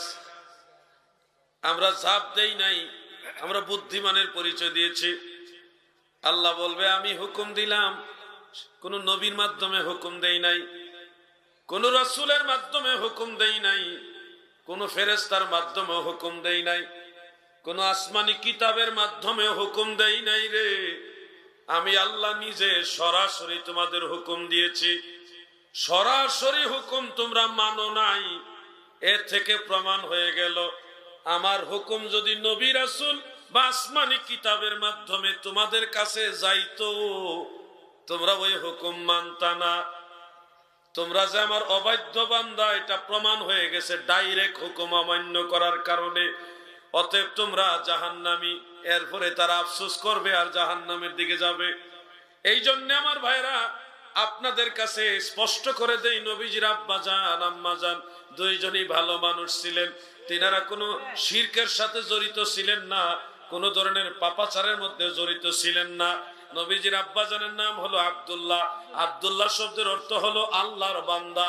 তিনার জীবনী সম্পর্কে যতটুকু পাওয়া যায় বিভিন্ন কিতাবে, একটা উল্লেখযোগ্য ঘটনা হলো বিবি আমেনাকে বিবাহ করার আগে হযরতে আব্দুল্লাহ রাদিয়াল্লাহু আনহুকে প্রস্তাব দেওয়া হলো। মক্কার সুন্দরী সুন্দরী রূপসী তন্নী নারীরা প্রস্তাব দিল, আমাকে বিয়ে করো আব্দুল্লাহ, আমার সমস্ত সম্পদ তোমাকে দিয়ে দিব। অন্য নারীরা বলেছে আমাকে বিয়ে করো, আমার যা আছে সব তুমি পাইবা। বিভিন্ন নারীরা প্রস্তাব দিয়েছে, এমনকি অবৈধ মেলামেশা করার জন্য অনেক সুন্দরী মেয়েরা আব্দুল্লাহকে প্রস্তাব দিয়েছে, আব্দুল্লাহ রে আমার সাথে একটু সময় কাটাও। নাউজুবিল্লাহ, বিভিন্ন ধরনের কুপ্রস্তাব আব্দুল্লাহর কাছে আসছে, কিন্তু হযরতে আব্দুল্লাহ নবীজির আব্বাজান কারো কুপ্রস্তাব গ্রহণ করে নাই। কারো সম্পত্তির লোভে, টাকা সম্পদ পাবে ওই লোভেও কাউকে বিবাহ করে নাই। ওই সময় ওনার মুরব্বীরা, ওনার আব্বাজান আব্দুল্লাহর আব্বা নবীজির দাদা, তেনারা মুরব্বীরা পছন্দ করে বিবি আমেনাকে সিলেক্ট করেছেন। এবং ওই সময় যে শরীয়ত প্রচলিত ছিল ওই শরীয়ত মোতাবেক নবীর আব্বাজান আব্দুল্লাহ বিয়ে করেছেন, কোন ধরনের খারাপ কাজে জড়িত হয় নাই। পর্যাপ্ত সুযোগ ছিল, ইচ্ছা করলে উনি অনেক কিছু করতে পারতেন, কিন্তু সুযোগ থাকা সত্ত্বেও প্রস্তাব আসার পরেও তিনি কোন ধরনের জেনা বেবিচার কুকাজে, বেবিচারে অবিচারে অন্যায় কাজে উনি জড়িত হয় নাই। এখান থেকে বোঝা যায় আমার দয়াল নবীর আব্বাজান অনেক সুন্দর চরিত্রের মানুষ ছিল। যেই মানুষটা এরকম একটা সুযোগ পাইছে তারপরও অন্যায় কাজে জড়িত হয়নি, সেই মানুষটা নিশ্চয়ই সে আল্লাহকে ভয় করত, না হয় তার দ্বারা এই কাজটা থেকে বিরত থাকা সম্ভব হতো না। নিশ্চয়ই সে আল্লাহকে ভয় করত, সৃষ্টিকর্তাকে ভয় করত, না হয় কার ভয়ে সেই কাজ থেকে বিরত রইল। টাকা পাবে, সম্পদ পাবে, ক্ষমতা পাবে, এরপরও সে মেয়েদের সাথে সম্পর্ক জড়ায়নি, এত লোভ থাকার পরও জড়ায়নি। এখান থেকে বোঝা যায় আমার নবীজির আব্বাজান আম্মাজান উত্তম চরিত্রের লোক ছিলেন, অনেক ভালো মানুষ ছিলেন, ঠিক না বেঠে? আর তারা এই লামাযহাবীরা সেই পবিত্র মানুষগুলির উপরও তাদের আঙ্গুল, সেখানেও তাদের অভিযোগ, সেখানেও তাদের ফতোয়া, নবীর মা বাবা দুজনকে জাহান্নামে পাঠিয়ে দিয়েছে। নাউজুবিল্লাহ, মনে হচ্ছে জাহান্নামের ঠিকাদারি আল্লাহ তাদেরকে দিয়েছে।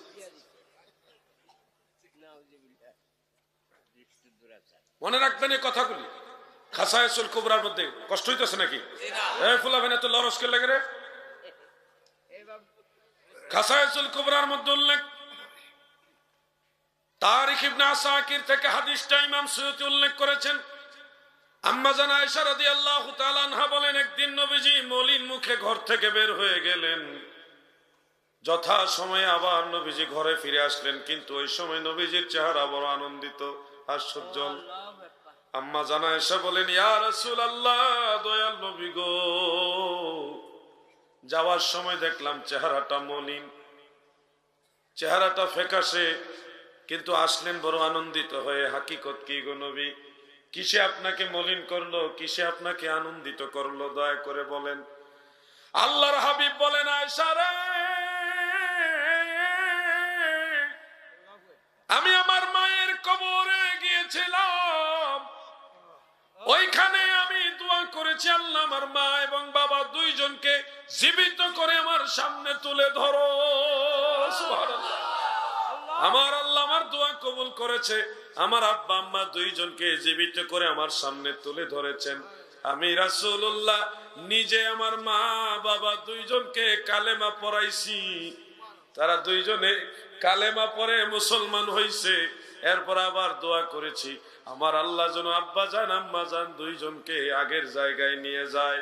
আমার আল্লাহ দোয়া কবুল করেছে, আমার মা আমেনা, আমার আব্বা জান আব্দুল্লাহ দুইজনকে আমার আল্লাহ আবার দারুল বাকায় নিয়ে গেছেন। আমার মা বাবা ইমানদার হয়েছে, কালেমা পড়েছে, এই জন্য আমি রাসূলুল্লাহর মন বড় খুশি। হাফেজ জালালউদ্দিন সুয়ুতি রাহমাতুল্লাহ আলাইহি এই হাদিসের সনদ সম্পর্কে আল হাবিলিল ফাতাওয়ার মধ্যে বিস্তারিত আলোচনা করে লিখেন, হাদিসের সনদ দাঈফ, কিন্তু উসুলে হাদিসের একটা উসুল হলো তালাক্কাল উম্মাতু বিল কবুল, মানে কোন হাদিস সম্পর্কে যদি উম্মতের মুহাদ্দিসরা যদি এটা কবুল করে নেয় তাহলে এটা জয়ীফ সনদ হইলেও সহিহ হাদিসের হুকুম রাখে। যে কোনো উসুলের কিতাব এটা পাবেন, তালাক্কাল উম্মাতু বিল হাদিসে লিল কবুল, লিল হাদিসে বিল কবুল। যে কোনো হাদিসের ব্যাপারে মুহাদ্দিসিনে কেরাম যদি সবাই এটা কবুল করে নেন, সবাই গ্রহণ করে নেন, তখন এটা ঐক্যমতের সনদ দুর্বল হইলেও হুকুমটা সহিহ হয়ে যায়। সুবহানাল্লাহ বলেন। ইমাম জালালউদ্দিন সুয়ুতি বলেন এই হাদিসের সনদ দাঈফ কিন্তু হুকুম সহিহ, কারণ মুহাদ্দিসিনে কেরামের কেউ এই হাদিসের বিরুদ্ধে কলম ধরে সবাই তার সাপোর্ট করেছে। এজন্য নবীজির মা বাবার উপরে কখনো খারাপ ধারণা রাখবেন না। যুবক ভাইরা শোনো, আমার কথাগুলি শুনলা, ভালো লাগলো, তারপরে মাশাআল্লাহ গেলা, এখান থেকে বের হয়ে তো কালকে বললা যে হাদিসে বলে গেছে নবীর মা বাবা জান্নাতি, তারা ইমানদার, হাদিসের মধ্যে আছে, কিন্তু তারাও তোমাকে হাদিস দেখাবে নবীর বাবা জাহান্নামী, হাদিস দেখাবে, তখন তো তোমার একটা জবাব দিতে হবে না? ওইটা বলে আমি ওয়াজটা শেষ করে দিচ্ছি। সহিহ মুসলিমের মধ্যে একটা হাদিস আছে, হযরত আনাস ইবনে মালিক রাদিয়াল্লাহু আনহু বর্ণনা করেন, একজন সাহাবী নবীজির কাছে এসে বললেন, ইয়া রাসূলুল্লাহি আইনা আবি, নবী গো আমার আব্বাজান কোথায়? ফাকালা ফিন্নার, নবীজি বললেন তোমার বাবা জাহান্নামে। তখন ওই সাহাবী বাবা জাহান্নামে কথাটা শুনে কষ্ট পাইছে, এই জন্য চলে যাচ্ছে।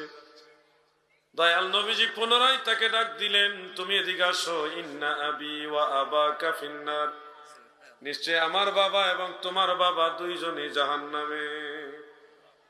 এটা কিন্তু মুসলিম শরীফে আছে। এই হাদিস দেখাইলে যুবক ভাইরা তোমরা কইবা রে সহিহ মুসলিমের হাদিস, রাসূল সাল্লাল্লাহু আলাইহি সাল্লাম নিজে বলতেছে আমার বাবা জাহান্নামে, তোমার বাবাও জাহান্নামে, তাহলে আর কি কথা? নবীজি নিজে বলতেছে, একটা পেছে পড়ে যাবেন না? এটার একটা জবাব থাকা দরকার আছে না? শোনেন দাদু, উসুলে হাদিস না বুঝলে যা হয়। এই হাদিসের রাবি যারা, আনাস ইবনে মালিকের ছাত্র হলো সাবেত আল বুনানি রাহমাতুল্লাহ আলাইহি। সাবেত আল বুনানি থেকে মুসলিম শরীফের বর্ণনাটা বর্ণনা করেছেন হাম্মাদ ইবনে আবি সুলাইম, হাম্মাদ ইবনে সালামা, হাম্মাদ ইবনে সালামা, সুলাইমান না সালামা। এই হাম্মাদ ইবনে সালামা সাবেত আল বুনানি থেকে ইন্না আবি ওয়া আবাকা ফিন্নার, আমার বাবা তোমার বাবা দুজনই জাহান্নামে, এভাবে বর্ণনা করেছে। কিন্তু সাবেত আল বুনানি থেকে আরো কয়েকজন এই হাদিসটা বর্ণনা করেছেন, হাম্মাদের ক্লাসমেট, সবাই সাবেত আল বুনানির ছাত্র। হাম্মাদের আরো তিনজন, আমার জানা মতে আরো তিনজন, ইমাম জুহরি, মা'মার ইবনে রাশাদ এবং আরেকজন, তিনজন এই একই ঘটনা বর্ণনা করেছেন, কিন্তু তারা এইভাবে বলে নাই। তারা বর্ণনা করেছেন যে একজন সাহাবী এসে জিজ্ঞাসা করল, ইয়া রাসূলুল্লাহ আমার বাবা কোথায়? নবীজি বললেন জাহান্নামে, সে চলে যাচ্ছিল। তখন নবীজি তাকে ডেকে এনে বললেন, ইজা মারারতুম বিকাবরি কাফিরিন ফাবাশশিরহু বিন্নার, যখন তোমরা কেউ কোন কাফেরের কবরের কাছ দিয়ে যাবে তাকে জাহান্নামের সুসংবাদ দিবে। এখানে নবীর বাবা জাহান্নামী এই কথা নাই। হাম্মাদ ইবনে সালামা ছাড়া অন্য যারা এই একই ঘটনা সাবেত আল বুনানি থেকে বর্ণনা করেছে তাদের বর্ণনাটা হলো ভিন্ন, একজনেরটা একরকম আর তিনজনেরটা আরেক রকম। এখানে একটা বেশ কম বুঝে নেবেন বিষয়গুলি। আরেকটা বিষয় মনে রাখবেন, হযরত আনাস রাদিয়াল্লাহু আনহু ছাড়াও আরো দুইজন সাহাবী এই ঘটনাটা বর্ণনা করছে, হযরত আব্দুল্লাহ ইবনে ওমর এবং হযরত সাআদ ইবনে আবি ওয়াক্কাস রাদিয়াল্লাহু আনহুমা। একটা হলো সুনান ইবনে মাজাহ শরীফ আছে, আর একটা মুসনাদ বাজ্জারের মধ্যে আছে, দুটাই সহিহ। সেখানেও ঘটনাটা এইভাবে আছে যে একজন সাহাবী এসে বলল, ইয়া রাসূলুল্লাহ আমার বাবা কোথায়? নবীজি বললেন তোমার বাবা জাহান্নামে। তখন সে মনক্ষুণ্ণ হয়ে চলে যাচ্ছিল, রাসূল পাক সাল্লাল্লাহু আলাইহি ওয়াসাল্লাম তাকে ডেকে এনে বললেন যে ইজা মারারতুম বিকাবরি কাফিরিন, আরেক জায়গায় আছে বিকাবরি মুশরিকিন ফাবাশশিরহু বিন্নার, তাকে জাহান্নামের সুসংবাদ দিবে যদি কোনো কাফের মুশরিকের কবরের কাছ দিয়ে যাও। সেই বর্ণনাগুলির মধ্যেও নবীর বাবা জাহান্নামে এই কথা নাই। একটা বিষয় খেয়াল করবেন, 3 জন সাহাবী এটা বর্ণনা করেছেন। 3 জন সাহাবীর বর্ণনা একরকম, এক বরাবর। এর মধ্যে আনাস ইবনে মালিক রাদিয়াল্লাহু আনহু থেকে সাবিত আল বুনানির 4 জন ছাত্র এটা বর্ণনা করেছেন। এর মধ্যে একজন ছাত্র বলছে একরকম আর 3 জন বলছে আরেক রকম। একজনের কথাটা ওই অন্য 2 জন সাহাবীর সাথেও মিলে না এবং তার ক্লাসমেট আরো 3 জনের সাথেও মিলে না। তারা বলেন 2 জন সাহাবীর বিপরীতে এবং ওই একজনের ক্লাসমেট আরো 3 জনের বিপরীতে শুধুমাত্র হাম্মাদ ইবনে সালামার বর্ণনা, এটাকে আপনাদের ব্যক্তিগত মেজাজে কি বলে গ্রহণ করা যায়? উসুলে হাদিসের মানদণ্ডে এই শব্দটাকে বলা হয় গায়রে মাহফুজ। গায়রে মাহফুজ অথবা শাজ, অথবা এটাকে আরো কিছু শব্দে উল্লেখ করা যায়। এই শব্দটাকে মুনকার বলা যায়। ইন্না আবি, এটা শাজ হিসেবে আমরা নিব অথবা গায়রে মাহফুজ হিসেবে নিব, অথবা এই রিওয়ায়াতটাই আমরা ধরে নিব মুস্তারিব। এই রিওয়ায়াতটা ধরে নেব কি মুস্তারিব। মুস্তারিব কি, শাজ কি, গায়রে মাহফুজ কি, আপনারা এগুলি বুঝবেন না। এগুলি বুঝতে হইলে ক্লাস করাইতে হবে। এখন ক্লাস করাইতে হবে। ক্লাস করাইতে হলে তো আপনাদের একটা সবার মেধা মননের ব্যাপার সবার আছে। সবাই তো সব কথা হুট করে বুঝবেন না। হঠাৎ করে যে জীবনে কায়দা লয়ে বসে না তার আমি কোরআন শরীফ পড়া ধরলে হবে ভাই? এজন্য একটা ক্লাস করানোর ব্যাপার আছে। আপনারা ধরে নেন এই বর্ণনাটা সবটাই সঠিক, কিন্তু ওই হাম্মাদ ইবনে সালামার বর্ণনাটা এটার উপরে আমল করা যাবে না, কারণ তার বর্ণনাটা অন্যদের বর্ণনার বিপরীত। এবার আসেন হাম্মাদ ইবনে সালামার অবস্থানটা কি। সে রাবি হিসেবে সেকা, কিন্তু ইমাম যাহাবী মিজানুল ইতিদালের মধ্যে উল্লেখ করেন তার লাহু কাসীরুল আওহাম, তার প্রচুর ভুল আছে। কাসীরুল খাতা, সে হাদিস বর্ণনা করার সময় অনেক ভুল করত। তাহলে উনি যে ভুল করছেন তার প্রমাণ তো অন্যদের বর্ণনার সাথে ওনার বর্ণনা মিল নাই। আল্লাহ যেন আমাদের বুঝার তৌফিক দেন, বলেন আমিন। মেহমান আসছেন নাকি একজন? আসেন। নারায়ে তাকবীর, জোরে নারায়ে তাকবীর, নারায়ে রিসালাত। আমাদের পক্ষ থেকে হুজুর এটা চলে আসেন, আসেন হুজুর, আসেন প্রিন্সিপাল হুজুর, আসেন এদিকে। আমরা মিলেমিশে বসে আমরা তো আর দেন, যদি বেশি সমস্যা মনে দেন। আলহামদুলিল্লাহ, আপনি কেমন আছেন? আমি যে কথাগুলি বললাম, যুবক ভাইরা বলো, আল্লাহ দোহাই লাগে ভাই, যদি না বুঝো আমি আবার চেষ্টা করব। বিরক্ত নিব না, আমি মনেও কষ্ট নিব না, রাগ করব না। কোন যুবক ভাই কেমন আসো যে আপনার এই কথাটা এখনো ক্লিয়ার হই নাই, এমন কি থাকলে বলো, কেউ তোমাকে অপমান করবে না। কেউ কে আসো যে জেহাদি ভাই আপনার এই কথাটা বুঝিনি এখনো, কেউ কে আসো এরকম থাকলে বলো, কেউ লজ্জা দেবে না তোমাকে। কথাটা বুঝতে পারছেন? তাহলে সবাই বুঝতে পারছেন? তাহলে নবীজির আব্বা জান আম্মা জান জান্নাতি না জাহান্নামী? জোরে বলেন, জান্নাতি না জাহান্নামী? সব হাদিস বিচার বিশ্লেষণ করে কিন্তু আইম্মায়ে কেরাম নবীজির মা বাবা সম্পর্কে আকীদাটা ফয়সালা করে গেছেন। আল্লাহ যেন নবীজির পিতামাতা এবং আল্লাহর হাবিব, সাহাবায়ে কেরাম, আউলিয়ায়ে কেরাম, সালফ এবং খালফ সবার প্রতি আমাদের ভালো ধারণা রাখার তৌফিক দান করেন। সবাই বলেন আমিন, মহব্বতে বলেন আমিন। আমি লম্বা আলোচনা করে ফেলেছি, আপনাদের বিরক্তি হবে, এই জন্য আর আলোচনার সামনে নিব না। তবে দুই একটা প্রশ্ন আমি নিব, কারণ হলো আমার কথা আমি বললাম, আপনার কি চাহিদা ওটা তো আর আমি জানি না, সমস্যাটা আপনাদের কি ওটা তো আর আমি জানি না। আমি প্রশ্ন নিব সরাসরি আজকে, কোনো কাগজ টাগজ না, ডাইরেক্ট প্রশ্ন নিব যে কোনো 2 জন থেকে। প্রথম 2 জন দাঁড়ায় সালাম দিবেন, আমি বলে নিই, যে কোনো 2 জন দাঁড়ায় সালাম দিবেন এবং শুধু প্রশ্নটা করবেন। প্রশ্ন করার ক্ষেত্রে কোনো রাজনৈতিক প্রশ্ন করবেন না, রাজনৈতিক প্রশ্ন আমি নিব না, এবং কোনো খটকা প্রশ্ন করবেন না, আটকাইন না যে নূহ নবীর নানির বাপের নাম কি, হ্যাঁ মুসা আলাইহিস সালামের দাদার বাপের নাম কি, এই ধরনের প্রশ্ন না। যেটা শিক্ষণীয়, ধর্মীয় এবং শিক্ষণীয় ওটা আমাকে বলবেন। প্রশ্ন থাকলে সরাসরি আমি নিব। একজন ভাই পেয়ে গেছি, আমি আরেকজনকে নিব। প্রশ্ন আরেকজন, যে কোনো 2 জন থেকে নিব। তবে আরেকজন যেহেতু এখনো রেডি হয় না, রেডি হন মানসিক ভাবে। আমি একটু জিকির করে ইসমাজাত আল্লাহ আল্লাহ, একটু বসেন, আল্লাহ আল্লাহ আল্লাহ, জোরে আল্লাহ